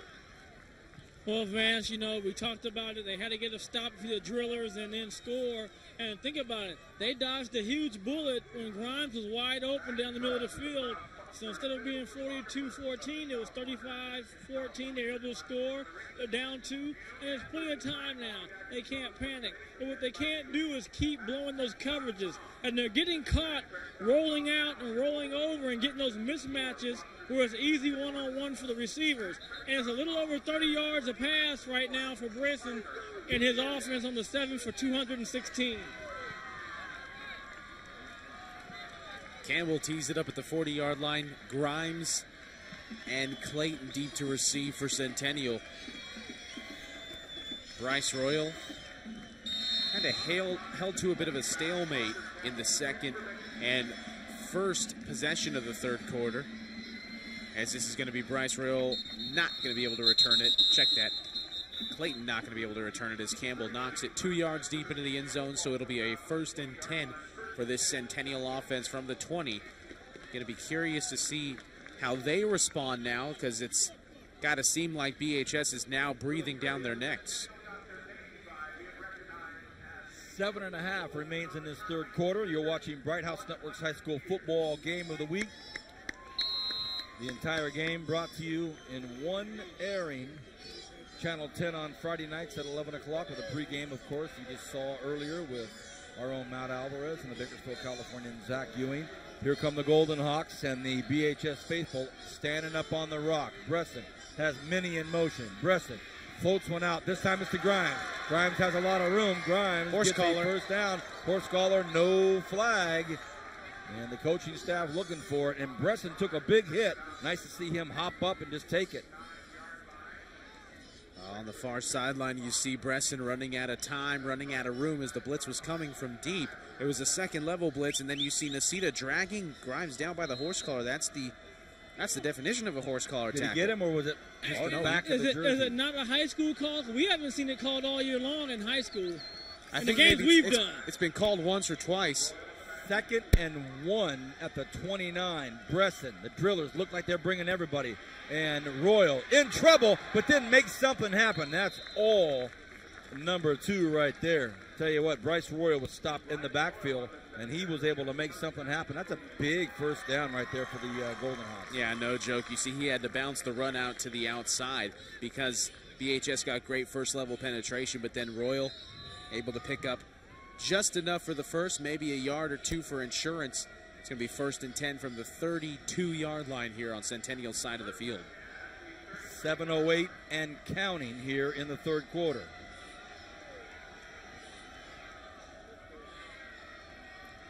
Everybody on the left side of the football field. Well, now they put Grimes coming right back at us. Bresson wants to look at Grimes. Pumps to Grimes. Has Grimes. He floats it out. And it's, dropped by Thomas Grimes. Great move, great pass. Penalty markers on the play, though, Vance. That Flag might have been on all the far for naught. side of the field, Matt. Let's see what this is. That might be holding on the driller side this time. They're pointing towards the driller, so the other receiver might have been held. Ooh, boy, Breston really had a nice pass there. And everybody in the Centennial and there's a little player downfield. So. Yep. Well, you see Grimes in motion there, and just as Brian said earlier in the broadcast, the pump fake, Kevin Elijah jumped the route, and Grimes was wide open, couldn't haul it in, though, as he would have been possibly bye-bye, although Kevin Elijah is one of the faster kids that we've seen all year. I think the Cats would have took him to the ground, and you see he's kind of halfway laying out. But, you know, one thing that Nixon is doing, you can tell he's made some adjustments from that first game. He's moving these receivers and getting in the driller secondary in bad position to cover. 1st and 15, Bresson in the shotgun. Play action. Bresson's going to keep it. Doesn't get anywhere. A nice play out there by Nacita. Number 5 wraps up number 6, so no gain. Maybe a yard. Maybe a yard. We should bring up 2nd and 14. You know, on those read plays like that, it's kind of hard to expect BHS to jump any of the options that they have underneath, like the handoff to Royal, as Bresson is going to take this snap and fire it to the right side, intended for Grimes. Incomplete, though, so another big 3rd down here for the Centennial offense. It'll be 3rd and 14. They're going to have to go to the air again here, and BHS has had it pretty well staked out.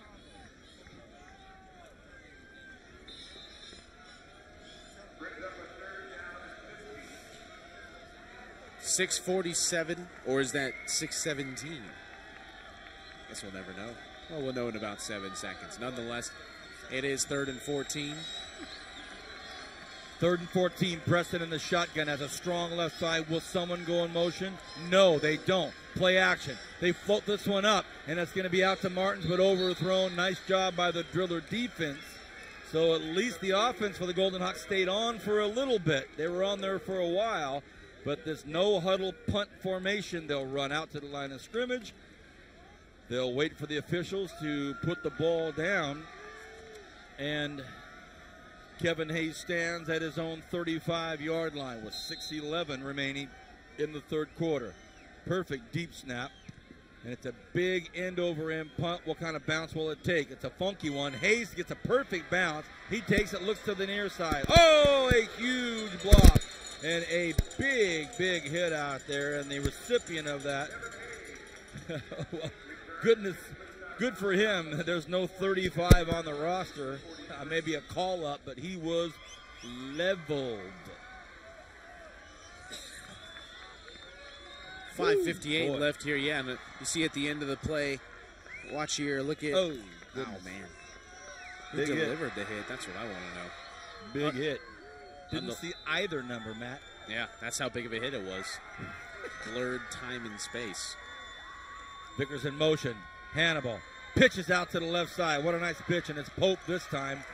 And again, in the grasp of a defensive player, he decides to shuffle it out there with his left hand, and he got rid of it and actually got some positive yards. But earlier in the game, that was not the recipe for success on a 1st and 10. It's now 2nd and 7, 5.5. Here remains in the 3rd quarter. Seems like time is going a little quicker here in the 2nd half. The urgency starting to build. They pitch it out this time. This time it will be Vickers. Vickers looking to get to the outside. Vickers gets across midfield to about the 49-yard line. Now Michael Martins needing some help up. Kevin Elijah goes over there. Good sportsmanship, helps him up off the ground. But you see the BHS crowd starting to come back to life here as Vickers takes the sweep on the right side, and he's dragged down. It's going to be 3rd and 2, though. Wasn't able to pick up the 1st down. Hannibal right behind center. A matchup down here on the near side next to us. And activity, and Vickers got him to jump. It's that, Brian, it's when Vickers does that false, I don't want to even use the word false because it gives the implication it's a false start. He does that, you know, that hard movement in motion, and it just, if you're a defense and you're all wound up and you're tight, you see that happen, you jump. Well, those linemen shouldn't be looking at that anyway. They're taught to go off the ball just like receivers, so it's the same thing. They should be moving when the ball moves. But right now, Centennial has to win that first down. Get the drillers in a definite passing situation, because right now the drillers can throw whenever they want to. And this is when they like to throw right here on first down. Hannibal looked deep, but he changed his mind and gets wrapped up at about the 44-yard line. Great coverage downfield there. Thomas Grimes all over Kevin Elijah Jr. So a really nice matchup on the far side of the football field, and Hannibal said, no, not going there. And I think he's a little gun-shy, fellas, because if he had a chance to throw the ball out and get it out there the same way that Centennial did earlier and see if Kevin can get to it. But you have a slant wide open over here. Instead, they're going to pitch the ball to the left side. Looks like it's going to be Dallas on the carry. So they mix it up a little bit and bring the sophomore Darius Dallas in. Talk about bloodline athletes here in town. Dallas on the pitch. We see this replay here, but the Golden Hawks do a really nice job here, Matt. Yeah, they're staying home, and you see Logan Kukoc at the bottom of that pile. He's really helping force the run back inside. It's going to be 3rd and 9, passing situation. Hannibal has Nasita behind him. He's got Kevin Elijah way out to the right. 2-man move, though, so it's going to be a penalty. And I think they're going to decline it. Oh, yeah, absolutely they're going to decline it. So Hannibal loses his feet. This time it was Vickers amongst others that get busted. And so now we're going to see a... Well, I don't know if they can decline it, can they, Matt? Yeah, they can decline it because it's not a dead ball penalty. Okay, good. Well, that was a big 3rd down right there for Centennial defense. Now you get the game going 3:25. You could be the 4th quarter down 14 is a big difference than being down 7 in the 4th quarter. And that's a play right there that will really get under Coach Gola's skin right there on an important 3rd down, to have it completely taken out of your control by a penalty. Again, they may have completed 1 3rd down pass, but I know they have not picked up a 1st down on a 3rd and long. Here's the punt. Beautifully angled punt. Whoa, that's a beauty, but it does go into the end zone for a second there. That might have been a Hall of Fame punt, but it goes into the end zone. 35-21 is the score. 3:05 remains in the 3rd quarter. Tonight's game is under the direction of the Godfather, Zachary Flores. On the north scissor lift, our senior director, producer, Bernard Johnson. On the scissor lift with us, it's Kevin Willey. Down on the grass, Tony Ombris. And it is a pleasure to have all of you watching this night after Thanksgiving. I guess what do we have to call this Black Friday football? Is that what this is all about? Come on, don't tell me yes, Matt. No, absolutely not. Thank you. 1st and 10, Golden Hawks.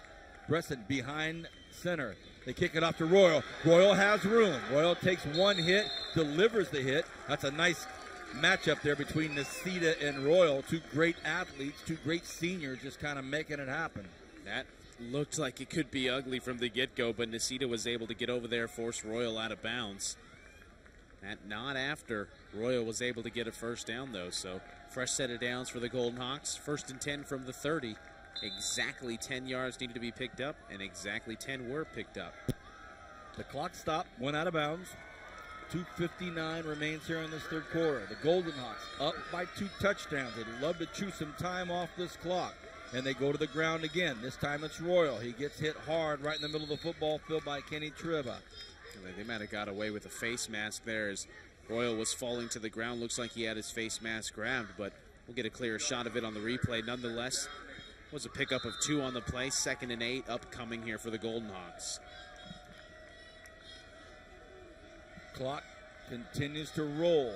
The Golden Hawk crowd loving it. The Drillers faithful not loving it. Royal about 8 yards behind Bresson. Bresson pitches it to Royal, looking for some blocking. Kicks to the outside. It's Royal. Royal cuts up to the 50. Still on his feet. Gets brought down, and it's a late flag. Might be a face mask. Well, it's not going to be a... I don't think it's going to be a kind of a call that would be a bad block or something like that. Just because Royal was almost to the grass. He was almost down when the flag came out. So, Brian and Matt, the great thing about that run is he just jabbed inside real quick. And that's all he needed to bring that defense in, and then he goes. But what I like about him, guys, he has great acceleration. His ability to start and stop is really phenomenal. He takes that little dip in, like you said, Vance, and he accelerates to the outside. What I also like is he turns back up, drives into the defenders, and keeps the ball in play. So now you see the clock is still moving, and Centennial's looking in good position, fellas. Was Kevin Elijah. Picked up that face mask penalty as Bresson hands the ball off to Royal. This time he's going to go to the right side. Royal's got a little room off the stiff arm. Bryce Royal tackled at the 2-yard line by Kevin Elijah Jr. Boy, that stiff arm. I'm telling you, Bryce Royal and Austin Tijerina, two of the best stiff armers out there. Well, guys, I like the way they spread it out. He cuts upfield. He does a straight arm, and he accelerates towards the end zone. And then you see Kevin Elijah save a touchdown, at least give the defense a chance to start. But again, we're watching Centennial grind the drillers out, and usually we see the drillers grind people out. First and goal, Royal thought he was going to go left, then he goes right, and he jams his way in. Touchdown, Centennial. With 1:43 remaining in the third quarter, it's 41-21, Centennial bringing it to Griffith Field. Oh, this will shock the Valley for sure. Still, we have 1:43 left. I mean, the score itself, that'll put some question marks. If BHS somehow comes away with a W in this game, it'll definitely put some question marks towards the Bakersfield Drillers and their defense. That's a great point, Matt, and I see Brian nodding his head too. You know, if it's a heroic comeback from the Drillers, the fact that now 42 points. And tack on another 15 on the kickoff. Well, they might be able to put the ball in the end zone now on the kickoff, which will be their best bet. Well, we had a penalty in the end of the PAT, so you know what we're talking about. To finish that point, to Brian and what Matt brought up, let's just say, for a hypothetical sense, that Centennial doesn't score another point, and BHS comes back and win 43-42. That's 42 points the Drillers have given up, and that's going to send a lot of messages throughout the Valley, like, whoa, 40-something points against the Drillers. And you talked about this a couple weeks ago, Brian, at Liberty. You said, you know what, it'll be interesting to see as they get deep into the playoffs about their receivers, their DBs, matching up against some of the teams against Fresno. Well, it's the Golden Hawks. Well, first of all, let's talk about Coach Nixon. He's one of the great adjustments. And this time, Nixon had the advance that Gola had the last year. And that's coming in, having already played a team that you beat, and you make the adjustments. And, you know, when you beat a team, it's hard for you to make adjustments, guys. You both coached and played because what you did worked. You know, give Nixon and his staff credit. They came up with a defensive game plan. They worked at to perfection. And offensively, they found a way to run the ball first and then also isolate the receivers in bad position to come up with big scores. So right now, Centennial's executing. And if the Drillers do, Vance, as you said, miraculously come back 43-42, you can bet Gola's going to make some adjustments the next week and be ready. Well, as Brian was talking, we saw Coach Nixon and that young man right there, the quarterback of the Golden Hawks, Joe Bresson, have a long discussion, and they were talking about a lot of things, and that's the young man who spent 3 years in the shadow of Cody Kessler. So you talk about a coming-out party, tonight's the night, as the kick is going to be taken at the 10-yard line by the Drillers, and it's going to be handled by Vickers, and Vickers brought down to about the 22, 23-yard line. So a 42-21 lead with 1:37 remaining here in this third quarter. We've started to paint the picture for you here from all angles. Who handles the butterflies better? Who's going to step up to the plate, so to speak, here late in this football game? Who's answered the call? Has it been Bryce Royal making the difference? What about Joe Bresson stepping in and filling the shoes of Cody Kessler on a big game like tonight? Will it be the Driller faithful that somehow pull this out? Elijah brings it down at about the 35-yard line, and he's brought down out there by Thomas Grimes. Let's bring in again Matt Alvarez. It's a 21-point lead, 3-touchdown lead now for the Golden Hawks. Who could have thunk it that it would get into a clock management situation to win it for the Golden Hawks? Well, it's definitely not an insurmountable lead if you're BHS. I mean, they've been known to strike pretty quickly, Vance, as we've seen and we've heard about and we've read about all season, as Hannibal pitches off to the right side to Vickers, and they get nothing on that option. I think that option play they need to throw that out the window right now because they haven't gotten anything on that in this whole second half, Brian. Well, you know, they got that good run right there by Pope, I think it was. He had a good one. But the main thing is they're playing to their weakest point of their offense, and that's passing the ball. And when you don't pass the ball consistently and often under pressure, and then now you haven't been tried under fire, they're getting a baptism tonight, fellas, and they're failing. 2nd and 7 for the Drillers. Hannibal in trouble. Thought about pitching it. No way this time because Michael Martins was glued on Kyle Pope. And had he pitched it, Michael Martins would have gone the other way with it. But that goes back to what you said, Matt, about the safety has to worry about his responsibility, not get caught up what's going inside, and that alleviated that situation where they could pitch it. But again, you see, the Drillers are in their weakness. But they have guys that are capable, and they're going to get some opportunities. I mean, if I'm Kevin Hayes, I know he's a sophomore. You're going to play me that close, and I can't do anything. You got to take advantage of it. Hannibal goes to the air. Elijah catches it, makes the great move, but he's brought down for a second by Grimes. Grimes hangs on to him long enough for some more Golden Hawks to bring him down at the 50-yard line. Flag comes in late. Enough for the first down, but we'll see what that is, and that's the end of the third quarter, but we'll stay here for a second. Let's stay here for a second to make sure that they don't run another play. If it's a defensive penalty, they will, but don't know yet. Looks like it might be against the offense. The call comes, and it is against the Golden Hawks, so thank goodness we stuck around for a second. 42-21, a 3-touchdown lead right now for the Golden Hawks. And we're going to have one more play here to finish off this third quarter. They'll mark it off, and the Drillers will have it at the Golden Hawks' 46-yard line. And here's one of these funky calls where there's no time on the clock, but the Drillers will get a play. See, right here, Kevin Hayes has to win this battle, fellas. You got to give him opportunity, in my opinion. That much room one-on-one, you're going to jam me. I got to beat you on that.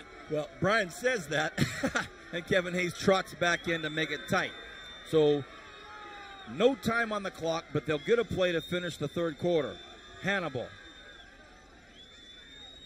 hands the ball off, and it's up to the right side. And they're going to finish off the third quarter with a big run play out there to Jeremiah Reddick. So when we come back, the Drillers will have a 1st and 10 deep in Golden Hawk territory. The plot thickens. Back in a moment with the fourth quarter on Bright House Networks Bakersfield.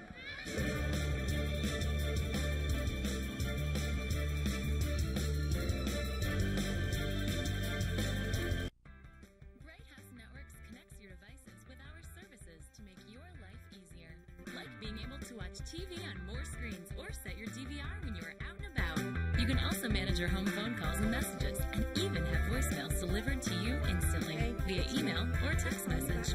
Our apps and downloads let you stay connected 24/7 with your smartphone, computer, and tablet. With Bright House Networks, control is in your hands. Visit brighthouse.com/myservices. Wow, I can't believe you just told me that. Well, I felt that I should be honest with you about the type of stuff I'm into. I'm into it too. You are? I'm all over it. Living room, bedroom, in the shower. Well, do you want to do it here? Now? Well, yeah, it'll be awesome. Okay.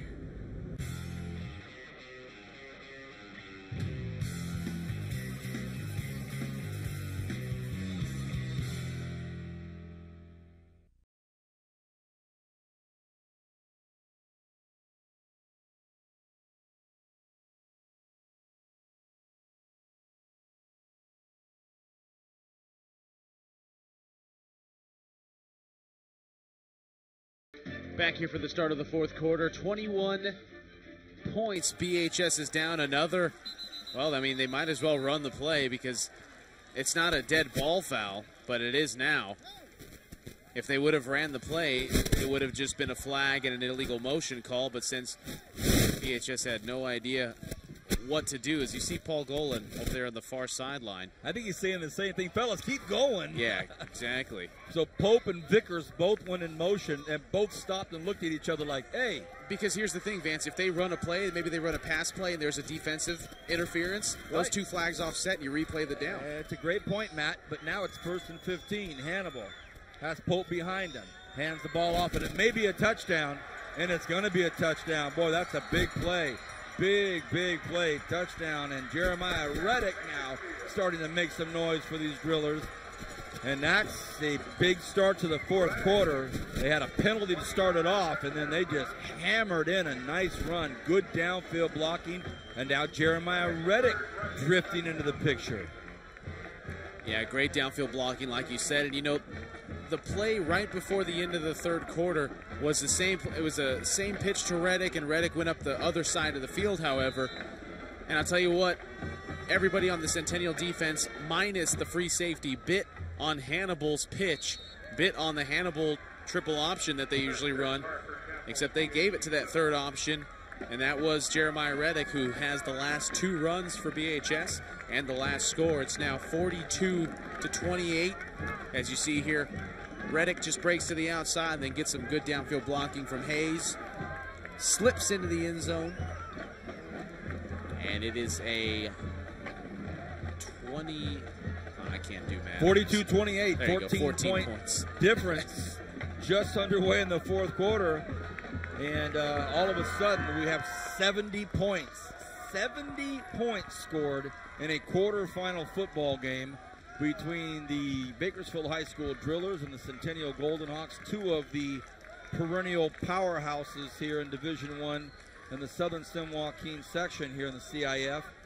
And I'm sure this is a score, Matt, that when it gets announced out at Darrell LaMonica Stadium up north, or in the other scores announced, it gets, you know, in the 4th quarter, Centennial 42, Bakersfield High School 28, you get the old, ooh. Ooh, yeah, exactly.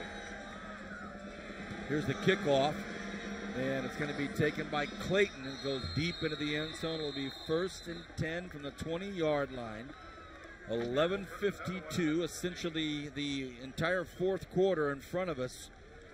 And the Golden Hawks with Joe Bresson, who's had a phenomenal night. A few weeks ago we were here, and he had an unphenomenal night. But tonight actually he got has pulled. had a couple weeks ago he got pulled. Yeah, tonight he's had just an incredible night, and that guy's cat right there is... He's got an incredible little dessert. A funnel cake? My man, Thanksgiving was yesterday. Oh, he's still thankful. Handoff goes up to the middle. Let's talk about Thanksgiving. Matt, tell me about your turkey day. How was it, buddy? It was good. You know, the girlfriend's in town. Got to take her up to Porterville to meet my father's half of the family. My dad has 6 sisters and 5 brothers, and they all have kids. And I mean, it's a mess around Thanksgiving and Christmas time over there. I thought we were supposed to meet up and hang out. Never got the call from you. I see you. Just, you know, hey, listen. All right, you don't want your gal to be around Brian and I, and you don't want her to experience Vance Palm and Brian Adams pregame. I get it. I was thinking about that on the way over here, by the way. Look at that. Look at that. They could have called.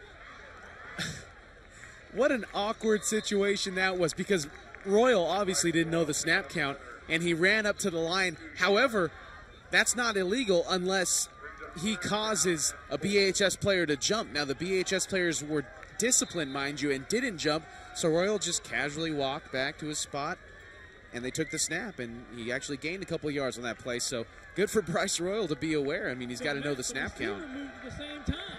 The Royal was moving, and they missed that. 3rd and 4. Massive play here early in the 4th quarter. Bresson's going to go to the air. He floats one out, and it's incomplete. Incomplete. Intended out there for Logan Kukic. It did not happen. So it is a 4th and 4, 3 and out for the Golden Hawks. And here's a quick look at it. That's what you didn't want to have, fellas, if you're the Golden Hawks. And he had some real estate out there with only 4 yards to go. He had some room. Here's the snap. Here's the punt. It's up, and it's a high one. It's a wobbly one. Let's see which way it bounces. It bounces backwards, and it's going to be down at the 40-yard line. Brian Adams, how was your Thanksgiving, my man? You know what, mine was great. Got a chance to go a few places and enjoy family and friends, so I can't complain. I'm totally thankful for everything God has done for me in my life and my family. Brian, thank you. 1st and 10. Hold on, Vance. How was your Thanksgiving? Tell us about yours, Vance. Oh, man, I just had a fantastic time. Went to my sister's, and she had the Norman Rockwell Thanksgiving feast, and great time with music and football and fun. So thank God, as Brian said, great time. 1st and 10. Hannibal wants to be thankful for another touchdown here as they trail by 14. Hannibal on a keeper. Gets wrapped up at about the 50-yard line, so it'll be at about a 5-yard gain. And, you know, guys, the importance of that 3 and out is it doesn't force the drillers to have to pass. You're right. Again, all night long when they've had a pass, they have not been executing very well. So they can still run the ball. They have plenty of time to run the ball, score, stop the clock, and get the ball back. So there's plenty of time for the drillers. But the Golden Hawks right now want to get one of those big 3 and outs for themselves. Great pitch out this time to Pope. Pope's going to be wrapped up, though, so another nice job by the Centennial defense, and it was a good play, a nice relationship. They got the pitch out there, but Centennial won up the drillers and were there waiting for it. Yeah, they're all over that. Zach Clayton on the far side able to swallow up Kyle Pope, and you know, that option play hasn't really netted a lot unless they've gone to Jeremiah Reddick out of the backfield and faked the option out to the right side. It's 3rd and 6 here. Let's see what they run. 2nd and 6. Hannibal throws out to his wing, and it's caught. And it's a reception for a 1st down. So he's able to come down with it, Kevin Elijah Jr., and that makes it a 1st and 10. Low pass, but he got it. But, guys, see the difference when it's 3rd and short? Yep. You don't have to worry about pass protection. You just get the ball right out and let a guy make a play. We have not seen a lot of Nasita tonight carrying the football. Hannibal in trouble, but this time he flushes out to the right side. Hannibal at the 30, at the 25, and there may be a flag late, and it is going to be. I saw it coming, just took a few seconds for the official to get it out of his pants. And the Centennial crowd doesn't want to believe it, but we saw it happen, and Brian, it was right in front of your eyeballs, a late hit by the Golden Hawks. You know, Vance was right in front of me, but I couldn't tell because I was moving back. It looked kind of close, like a bang play, like a first base, but you have a better angle from where we were at. Clearly out of bounds, about 2 or 3 feet out of bounds. And we saw the official reaching for his flag. He just couldn't get it out of his pocket. So with 9:03 remaining in the 4th quarter, here come the drillers. They trail by 2 touchdowns, and it's going to be 1st and 10. And it's going to be marked off here. So a late hit in the back of Hannibal, who was out of bounds. And here come the drillers on a 1st and 10. You know, I told you guys, the drillers don't panic, and that's what they haven't done tonight. They just stay doing what they do. I think they just did a little too much early trying to force things, but here they are back in position. From the 11-yard line, it's Chris Hannibal on the option to the right side. Hannibal's going to keep it himself, and he got popped. Like number 56, Jarrett Moore, was the first to hit him right there in the middle of your screen. They show that. They missed a big-time hold right there in the interior line. Well, I can tell you this, Hannibal was not pitching right there. No matter what, he was not going to pitch that football. No, he scores a lot in here, so you got to look to him to keep it. And this one, they kind of sneak Nasitas in there, too. As I mentioned, haven't seen a lot of Silas tonight carrying the football. Hannibal follows Nasita. Hannibal, touchdown drillers. Oh, goodness. The Rock has to score one more time, fellas. They want to win this game. They got to score one more time. 8:25 remains in the 4th quarter. And the drillers answering the call from the start of the 4th quarter. They started the 4th quarter off with a touchdown run by Reddick. They shut down the Golden Hawks. And now all of a sudden, pensive moments on the Centennial Golden Hawks side of the football field. It is now a 7-point football game, Matt. This one's looking like it's going to be an exciting one down to the very, very end here, 42-35. And like you said, Vance, we've said it so many times tonight, who'd have thunk it? Who'd have thought that Centennial would be up 42-35? Who'd have thought Centennial would have even scored 42 tonight? But it looks like the momentum has clearly shifted sides as you see the grandstands here at Griffith Field just completely packed to the brim. You've got BHS fans sitting directly below us as well. Yeah. I mean, they had the overflow. Look at all the BHS dignitaries down there in the corner. I'll just call them that. I really don't know who they are. There's a lot of them. Nonetheless, packed house here at Griffith Field. Wow. The Division I championship is going to come through this field right here if BHS can somehow pull off a comeback. You wouldn't call it miraculous, Vance, but it would be up in that category. Epic. Epic, Can we call it yeah, epic? absolutely. Legendary. Campbell to kick off. And it's taken at the 10-yard line. An alley. He's got an alley, and it's a big alley. It's up to the 50-yard line, and he's still on his feet. And he gets up to the 42-yard line. Wow, what a great return by Zach Clayton, who First started mistake, all fellas, this by stuff. kicking game for the Drillers. That has to go in the end zone. Well, this cold, heavy night, I know that Heat Campbell has a big foot and a big leg, but every time I open my mouth, I have a plume of mist coming out. It's a heavy night tonight. Matt, does that play into it? Should he still be able to get it there? You know, the air is a little thicker, but, you know, I don't doubt Parker's leg strength whatsoever. I mean, he's got the leg to get it through. I mean, we've seen him kick it through the end zone, so he should be able to hit the end zone. And, you know, that ball didn't come very high off the ground anyway, but there was just great blocking as well by the Centennial Special Teams unit. Preston goes to the air, and he finds his man immediately. Dropped Again, it. Dougherty Incomplete. dropped Got to it. be incomplete. He's down.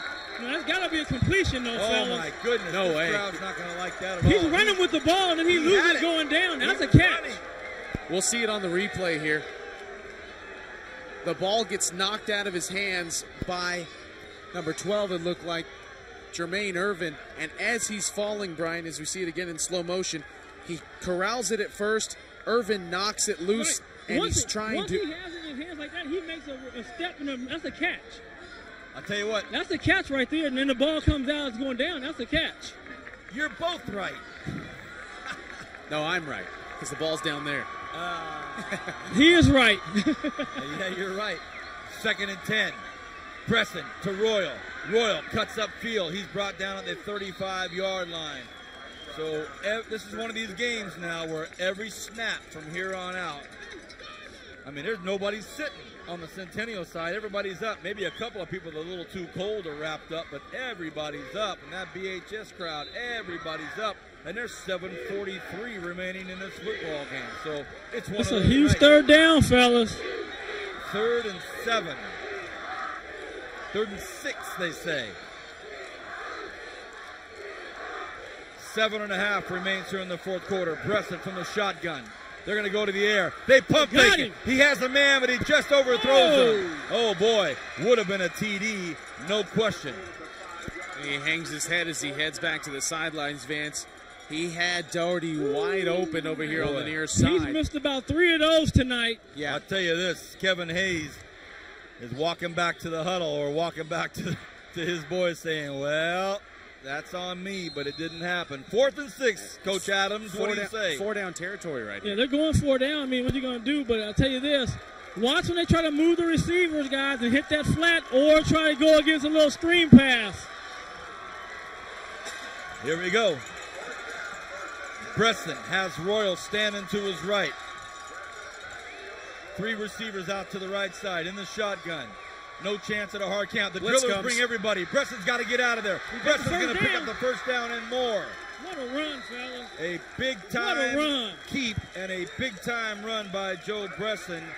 And I'll just say this once, and I'll leave it at this. That was very, very Kesslerish right there. Oh, man, hey.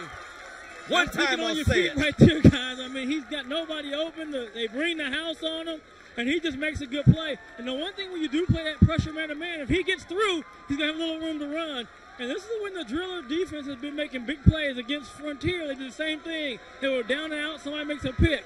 But now you can go back to that ground game, and don't be surprised if Nixon takes another shot at that end zone.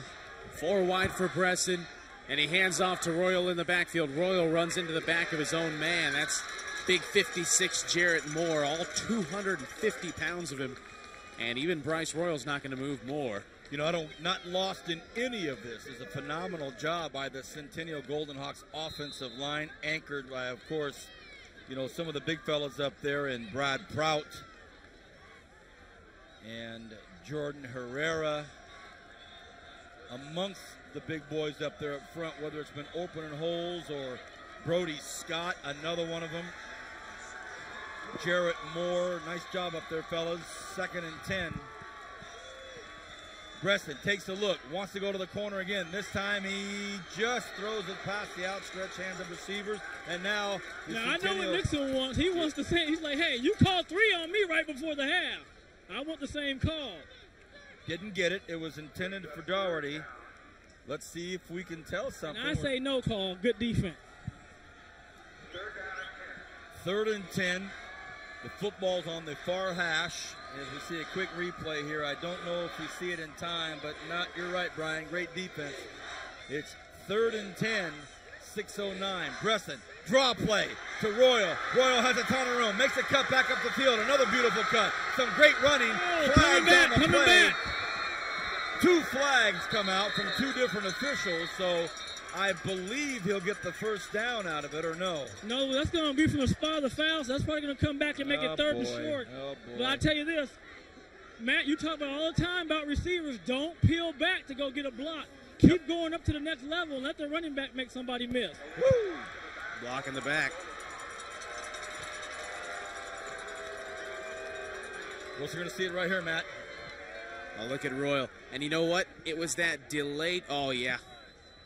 Big time block in the back by Grimes. And they had 2 officials looking at him. It's that delayed draw, though. Brian, BHS brings that safety blitz. They bring the blitz from the 2nd level. And once they get past the offensive lineman, that's when Bresson says, whoop, here you go, Royal. And he's got plenty of room to run. So when BHS runs that blitz, it seems like the offensive coordinators or Bresson picks it up right away. They did a good job of countering that pressure from the drillers tonight. What's a great play call, and that's just got to really feel bad to have that thing come back, because it's a 3rd and 7 now on the 25-yard line. Bresson in the shotgun. He takes a look. He fires one out, and it's caught, but a great, great play out there by Silas Nicita. We haven't mentioned his name a lot on offense tonight, but that's one big play right there. He almost picked that and took that to the house, too, Phil. That was a great read by Nicita. Now, again, Nixon will call that same type of play, and he'll throw a little pump fake on it to get you to bite, and the guy will wheel upfield. You got to be careful. But big, huge 4th down right now for the Centennial Golden Hawks. Can they pull it off again? And, you know, some people at home might be thinking, call a timeout, talk about it. You can't, not in this football game. There's so much time going left, and each team has 3 timeouts. So both crowds on their feet, 5:19 and counting here. A 4th and 8 for the Golden Hawks. Going to be more than that. Vance on the delay game, it looks like, unless they got a timeout called. Nope. Delay game. Well, they don't burn one. And when it's a 40... You got to call a timeout, you got to get the play, and you got to get moving quick. And that could be huge right there, because with the driller pressure they put in last time, you force him to pick the ball down and run. And I'm going to be willing to say he can't run 14 yards, fellas. Well, now all of a sudden it's a much different 4th down, a 4th and 13. Bresson in the shotgun. Bresson's got trips out to the right. Has Doherty to the left. He's going to look for Doherty. Intercepted! Kevin Hayes. He's going to run it back, guys. He's got the sideline. Kevin Hayes all the way out to the 45 on the Centennial side of the field. And what do you know, with 5 minutes left, BHS in prime striking and scoring position to tie this game if they can. On a 4th and 8. Frontier, fellas. Here's a look at it. Bresson steps up in the pocket, and just a great play and just a hair underthrown. Yeah, maybe that's it. Lob it up a little more, might have it. Lobs it up to they walk in, touchdown, and game over. Well, exactly 5 minutes on the scoreboard. A 42-35 game. The Drillers break out of the huddle. Great call, Matt. Another poignant moment for Matt Alvarez tonight. He seems like he's making all the big calls. I'm happy. Nasita right behind Hannibal. Hannibal, hard count, nobody goes. Pope behind him. They kicks it over to Pope. Nope. Pope wrapped up again, nothing doing. Kyle Pope, big nope on that play as Logan Kukoc able to track him down on the left side of the line. What a game. Well, you got to give Centennial's defense some credit, guys. They played great all night, but they're going to have to make some big plays here. But they got BHS probably in their advantage, but now they're going to have to pass at some point. But Gola will stay with that run. He's in 4-down territory. Hannibal wants to go to the air, has his man, and it's incomplete. It was intended out there for Pope, just a hair over his fingertips, so it'll be 3rd and 13 with 4:22 remaining here in the fourth quarter. What a ball game. My name is Vance Palm. I'm sitting next to Matt Alvarez, as always, and down on the grass, Brian Adams. What a football game. BHS scored quickly. Centennial answered quickly and then continued to answer and continued to answer, but it's been BHS here in the fourth quarter. Now they have the football on a 3rd and 13. Elijah, far right part of the football field. Hannibal is going to go. Hannibal pump fakes, wants to go to the post. He throws it up, and it is caught! Touchdown! Touchdown! Touchdown! Now that's what Golan's going to do. Let's see if he's going for 2 or 1. He's got to be going for 1, guys, with this much time left.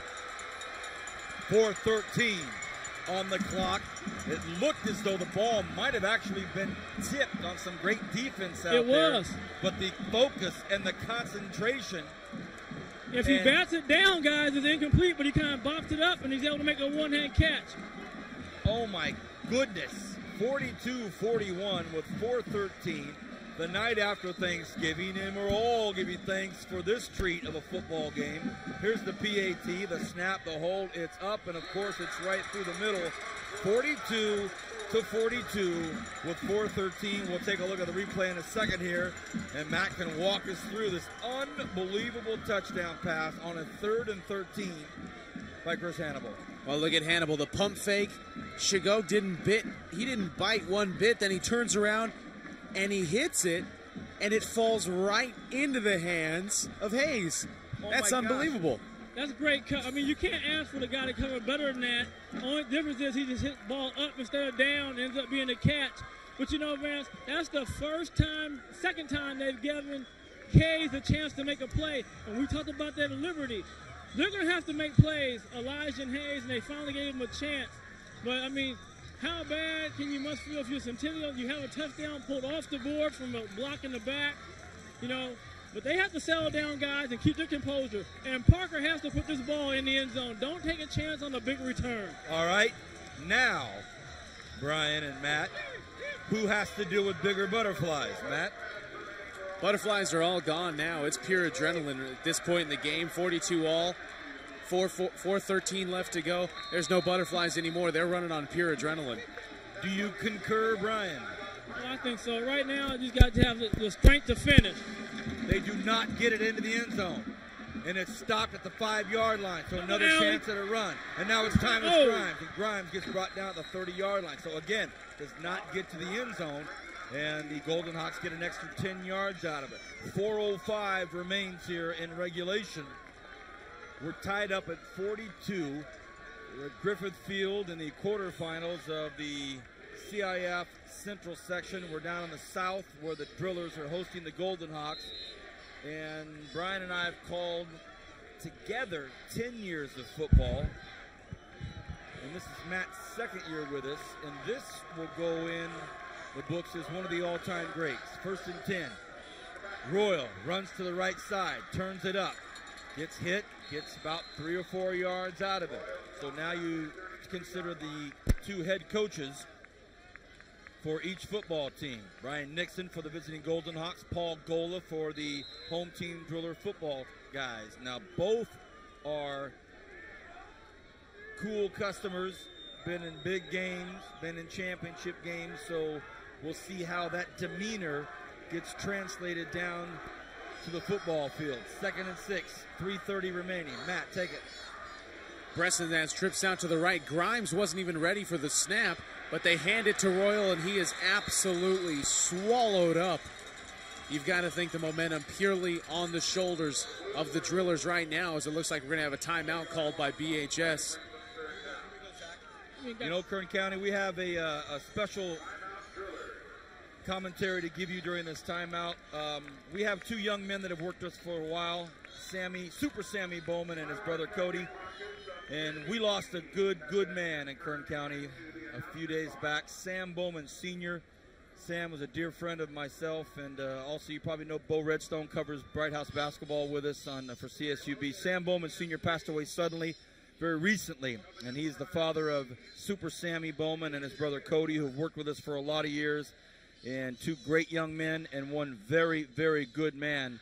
And we love Sam Sr. He loved to know that his boys were involved in something so cool. So Sam, rest in peace. God love you. And to Sammy and Cody, our hearts and prayers go out to you, Matt. Yeah, absolutely. I got to know Sam. You know, he's a young kid just like myself and his little brother Cody, and they were both such vibrant guys to work with. And you know, I know that they could have that they got that demeanor from their father. So their father was able to raise some pretty good kids in Sam and Sammy. So definitely owe it to them as well. And condolences. 3rd and 7, screen play. Boy, does he have some room.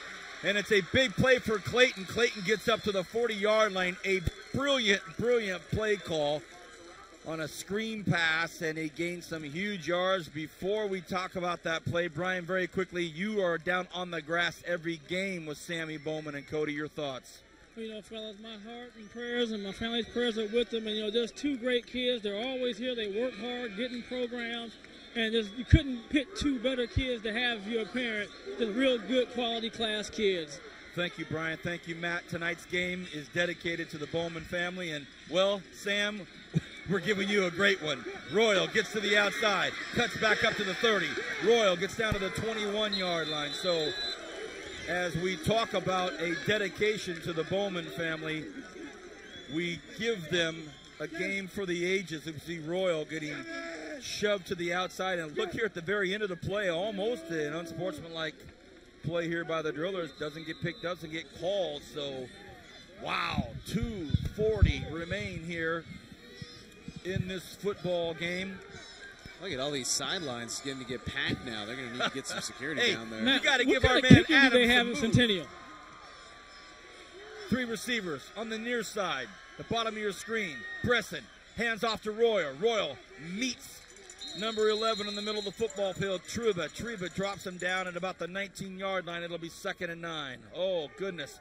Are you kidding me? Vance, I was talking to Matt. He's the kicking guru. What kind of kicking do they have here? You know, I was watching before the game, Brian, number 33, Kyle Wiggins. You haven't seen a lot of him tonight except on extra points. That kid has a boot. He wasn't there with Centennial earlier this season, but that kid can definitely boot the ball. I remember we were watching Chris DeWeese, as they should get the clock rolling here. I remember we were watching Chris DeWeese earlier in the season, like when they played against Clovis.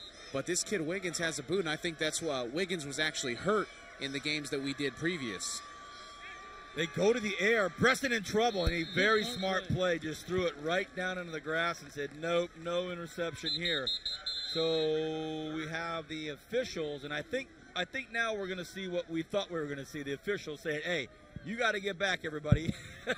The end zone down here on the southeast side is starting to be flooded with fans, dignitaries, as Matt calls them, with 1:43 remaining here. That makes fourth quarter, 3rd and 10. That makes it pretty tough on our pregame show guest, Cheyenne Bell, the athletic director over here at BHS. She's probably going to have to come down there and regulate. We'll see a 3rd and 10. Preston in the shotgun. He sends Grimes, Clayton, and Martins out to the right side. Royal back there with him.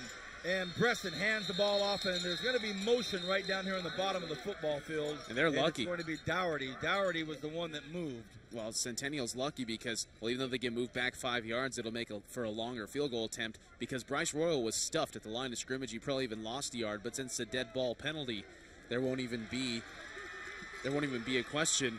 As you see, look at that. That's how many people down there on the left, like just right outside the end zone, the south end zone here. Well, this is going to be a finish to remember. If they don't get the first down or picking the yards, we're looking at, what, about a 42-yard field goal kick? Looking at a 42-yard or not. He can make it. I saw him make it. Under pressure? That's up to him. You saw the Oregon kicker. He was 6 for 10 all year long. That's up to him, Brian. I mean, I don't know the kid personally, but I saw him kicking him, without pressure, without a rush before the game. Could be a moot point. Let's see what happens. Now it's 3 receivers here on the near side. Breston in the shotgun. The ball's at the 25. 1:43 remains in regulation. They're going to go to the air. Breston steps up, floats one out to the corner of the end zone, and it is intercepted. Oh, touchback. Boy. The field goal taken out of their hands. Field goal taken away. Field goal opportunity taken away from the Golden Hawks.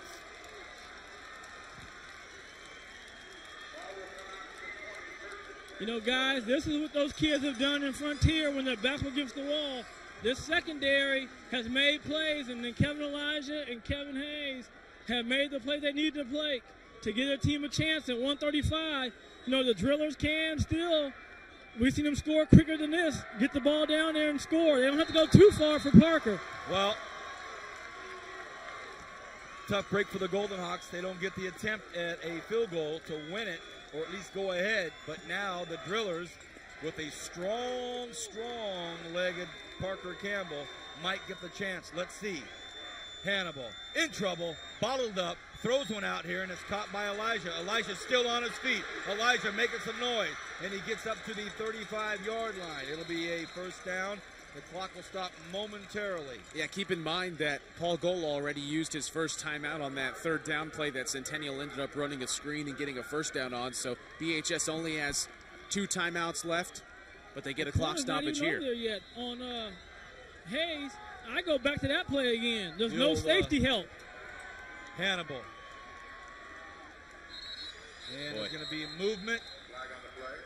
Nacita's jumping around the backfield. Nacita was bobbing and weaving his head. It's going to be against BHS for sure, though.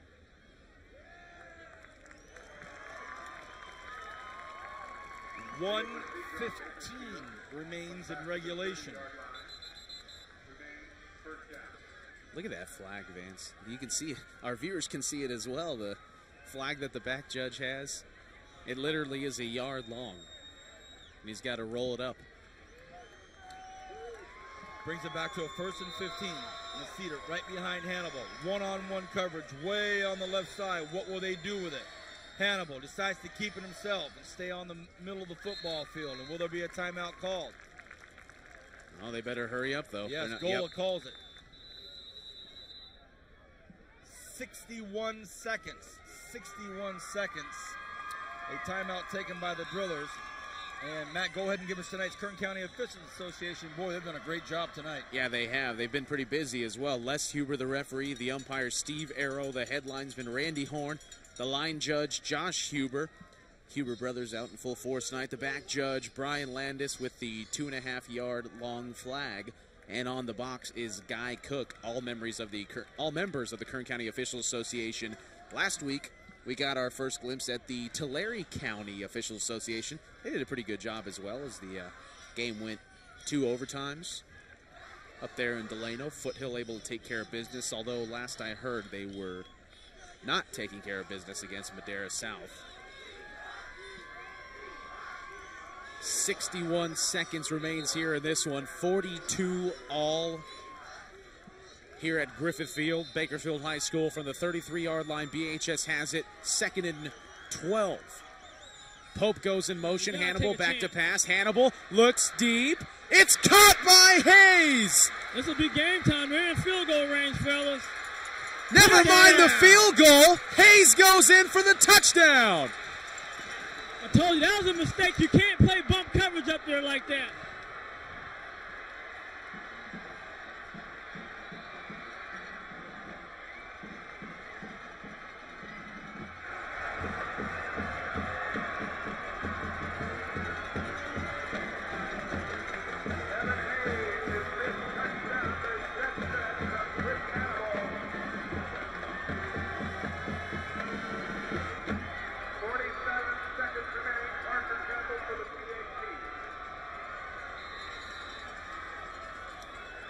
How's that for some ambiance?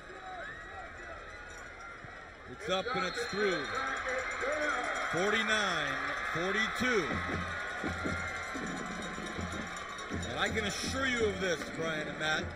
About a half an hour ago when I was giving hypotheticals about the Drillers coming back somehow, some way, and the fact that they allowed 42 points, I have to be honest with you, wasn't 100% sure that was going to happen, but they have roared back in the fourth quarter, and it's now a 49-42 football game, and the Centennial crowd is, to say the least, shell-shocked. Here's a look at that touchdown, Matt. Well, you see, he just throws it up there, and Hayes, great concentration as Shigog. Hey, he had great coverage. It was just a couple of inches over Shigog's hand, and then Hayes able to break it away. Oh, might have gotten away. Maybe. Could have been a block in the back on Elijah Jr. Nonetheless, not called. Hayes trots into the end zone for the touchdown, and now the PA announcer is asking the fans to get back from the sidelines here. Fella, that coverage was not as good as the coverage when he got the ball. And this is the problem. You had a minute left, and you're going man-to-man bump coverage with no safety help. And I thought the Drillers should expose that earlier. We talked about it a few weeks ago. Elijah and Hayes had to make some plays, and they did in this fourth quarter. Well, this time they get it to the end zone, so now it'll be 1st and 10 from their own 20. Oh, my goodness. Are you kidding me? Is this really happening? Is this a real deal here on Bright House Networks?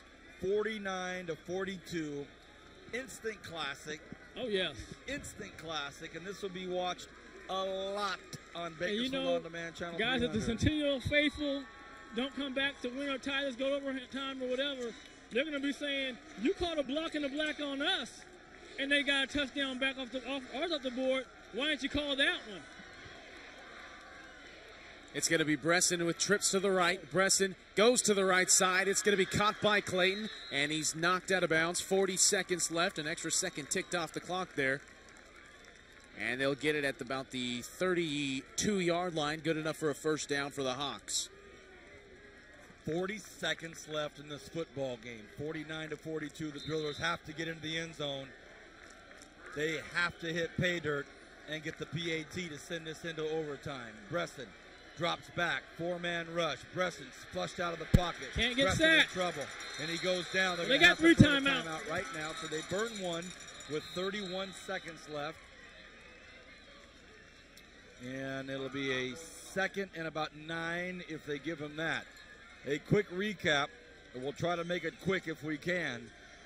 BHS scored quickly to start the game. Centennial came back and answered quickly and then went on a roll. They were up 21 points in the middle of the third quarter. And then when it got to the start of the fourth quarter, the Drillers have just came rolling back. You can call it rolling, you can call it roaring, you can call it rumbling, you can call it ripping. Start with an R, and that's the word they've used. And 49-42 the score. 91 points, Matt, put up right now between the Drillers and the Golden Hawks. Well, I'll give you an R word, and it's resiliency. I mean, this BHS team, they've bended, but they haven't broken. Wow. And you see them right now. I mean, the way they were able to come back, the way they were able to conduct themselves and not hang their heads and not mope about. Unbelievable resiliency by this BHS team. Let's see what Centennial can do now. As Bresson looks deep. Bresson just overthrows this man. Clayton once again, and that has happened too often tonight, Brian. Yeah, you know, guys, and that's just been what it's been for Centennial. They've been just a yard off here from ending this game and blowing it all the way open. You know, you think about it. They scored that 7 on that run. This game is over. And, you know, now Drillers come back and they score, 21 unanswered, I think, now. And so 14 unanswered, I'm sorry. No.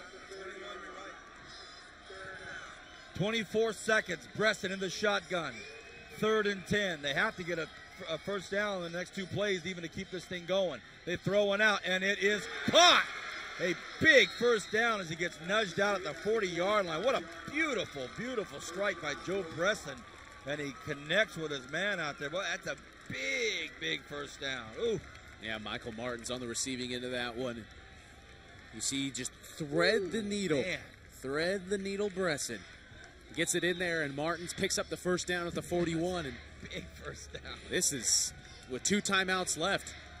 you're able to take some shots over the middle if you want. At Got to least get a 3 touchdown. plays, as long as they don't get sacked. Got to get a touchdown. Bresson in the shotgun. Here come the drillers. 4-man rush. Bresson stands back in the pocket, catches his man. Will he get out of bounds? And he does. Gets out of the 30-yard line. So Thomas Grimes grabs the catch, gets out of bounds with 11 seconds. 11 seconds. It'll be 1st and 10 from the 30-yard line. All right, they're going to have to take a shot sooner or later. Yeah, they're running out of time, though. I mean, they're at the 30-yard line, got 11 seconds left. My guess is something over the middle. I mean, you have a height advantage. You've got Doherty, you've got Martins. Both these guys are over 6 foot tall. You look at the receivers or the defensive backs for BHS. Exactly. Something kind of post over the middle with that height. I'm with you. Here it is on a 1st and 10 with 11 seconds, and it's a timeout taken by Paul Gola. Not a bad call, Coach. Take a look at things, talk it over. And I think that was good, too. I don't think he had the right personnel, and I think he had a situation where they were vulnerable to some balls coming over the top. So that's a good call. The crowd swelling up down around the football field. Central and Clovis are playing right now tonight, and that'll be the winner of that will play the winner of this. And Central is a 5 seed, Clovis a 4 seed, Centennial a 9 seed. So the only way that we have a home game next week in the well, it was a lot of scenarios actually, but well, in Division I. The only way we'll have a home game is if BHS pulls this out. And Ridgeview, I think, ripped their opponent tonight, so they're home. Right. Ridgeview played Porterville tonight. Haven't heard Liberty Bullard lately. 21-14 last we heard Bullard was up. Okay. Well, 11 seconds left, and we will not leave the game immediately. We'll stay here for some closing thoughts. As we do in the playoffs. I want to hear Matt's closing thoughts and Brian's final thoughts on this game. But here we go. The Golden Hawks come out to the line of scrimmage. The drillers are waiting for them. Not one single person in this entire arena is sitting down except for Matt and I. 1st and 10. Bresson with 11 seconds. Blitz rolls comes. out to his right. Has to throw it up, and at least they'll get one more shot at it. A flag! A flag! Now, if you're the drillers, you can't be upset because they called those same kind of holes on Centennial in the first half. But this is it, though. One more play after this. Unless there's another defensive penalty, then they'll do an untimed down. But this is the final play of the game here. You've got to use timeout, draw up the annexation of Puerto Rico here if you're Centennial. Got 2 of them left. Nixon has what he wants. Now, I got to see now what the drillers are going to do. You got to think you got to play some kind of coverage going to protect the end zone. I don't know how tight I play now, but he's a gambler and plays tough football, so he'll go after him. Here we go. Last play of regulation. The drillers are up by 7. Centennial has to get in the end zone to keep this game going. Bresson in the shotgun. The drillers bring 4, and there's movement on the Golden Hawks. Oh, boy. Well, so it's 20 or it's 25. It's still the last play of the game. Will they put that second back on the clock? Should That's put what they're another asking. second back up there for 5 seconds. Not that that really matters. No, this is definitely going to be the last play of the game, barring a penalty, barring a defensive penalty, which will keep untimed down. But that's neither here nor there at this point. 5 seconds left. Last shot for Centennial. Bresson in the shotgun. 3 receivers out to the right side. Doherty. Grimes. Bresson takes a look. Bresson's going to have to get rid of it. Bresson doesn't get rid of it. He's back. Over. Football game over. Drillers win. Move on. Centennial with an unbelievable effort tonight goes down. Their season comes to an end. The football never left Bresson's hand as the drillers jump all over him. What an incredible football game. Let's go down to the grass. Brian Adams, your thought on this just unbelievable game. This is definitely one of the best games we've done in my whole career, Vance. I mean, you couldn't ask for more. Teams went back and forth. It looked like the game was over for one team. They come back and tie it up, then they go ahead. You know, and people talk about going undefeated. And sometimes when you're going undefeated, you have to win a few games that you should have lost. And it just seems like this is a game they should have lost, but they were able to win it, and they move on in advance. And that's all you want to do now, fellas, is win in advance. Thank you, Brian. Looking forward to next week. Have a great weekend. Well, Matt, for Centennial, they put up 3/4 of the best football of the season. You know, if this game of football were just a little bit shorter, Centennial may have come out with the victory here tonight, but they've got nothing to hang their hats on. They knew they were big underdogs coming into this game, even with the addition of Bryce Royal and a healthy Thomas Grimes in the lineup. I mean, Centennial has nothing to hang their heads on. They have nothing to be ashamed of. They had a great season. They took the best team in the section down to the very, very, very end. And, I mean, for that, Coach Nixon has to be proud of his players. They pulled off an upset victory last week over the defending champions. So, I mean, nothing wrong with the output and the performance here by Centennial. So congratulations to them on a successful season. But the Drillers moving on. The Division I championship still comes through Griffith Field. Boy, there was a time tonight that we did not think we'd be back here ever again in 2011. The Drillers were down deep, and somehow they dug deep to come back and pull out an incredible come-from-behind victory. The Drillers move on. We do not know where we will be next week, but you'll know by checking the newspaper. For our director, the Godfather, Zachary Flores, Bernie Johnson, Kevin Willey, Tony Ombris, Dave Farnes, myself, Vance Palm, Matt Alvarez, and Brian Adams, on behalf of all of us at Bright House Networks Production, we would like to send our condolences and wishes and our heartfelt prayers to the Bowman family. This game was for you, Sam. Good night. God bless. We'll see you next week. Drillers win.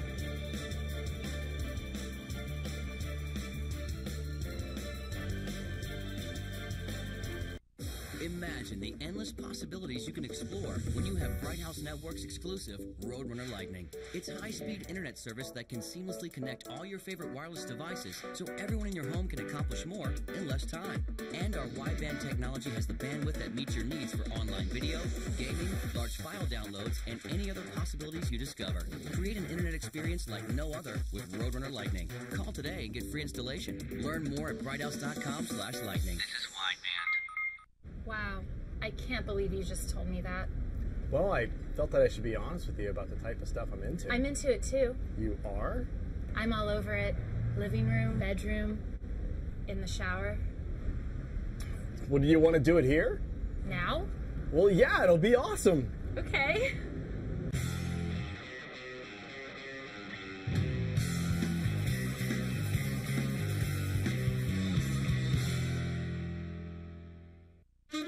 I love my Bright House Network's DVR. It's always there when I need it. And now I love my DVR even more now that I've upgraded to the whole house DVR.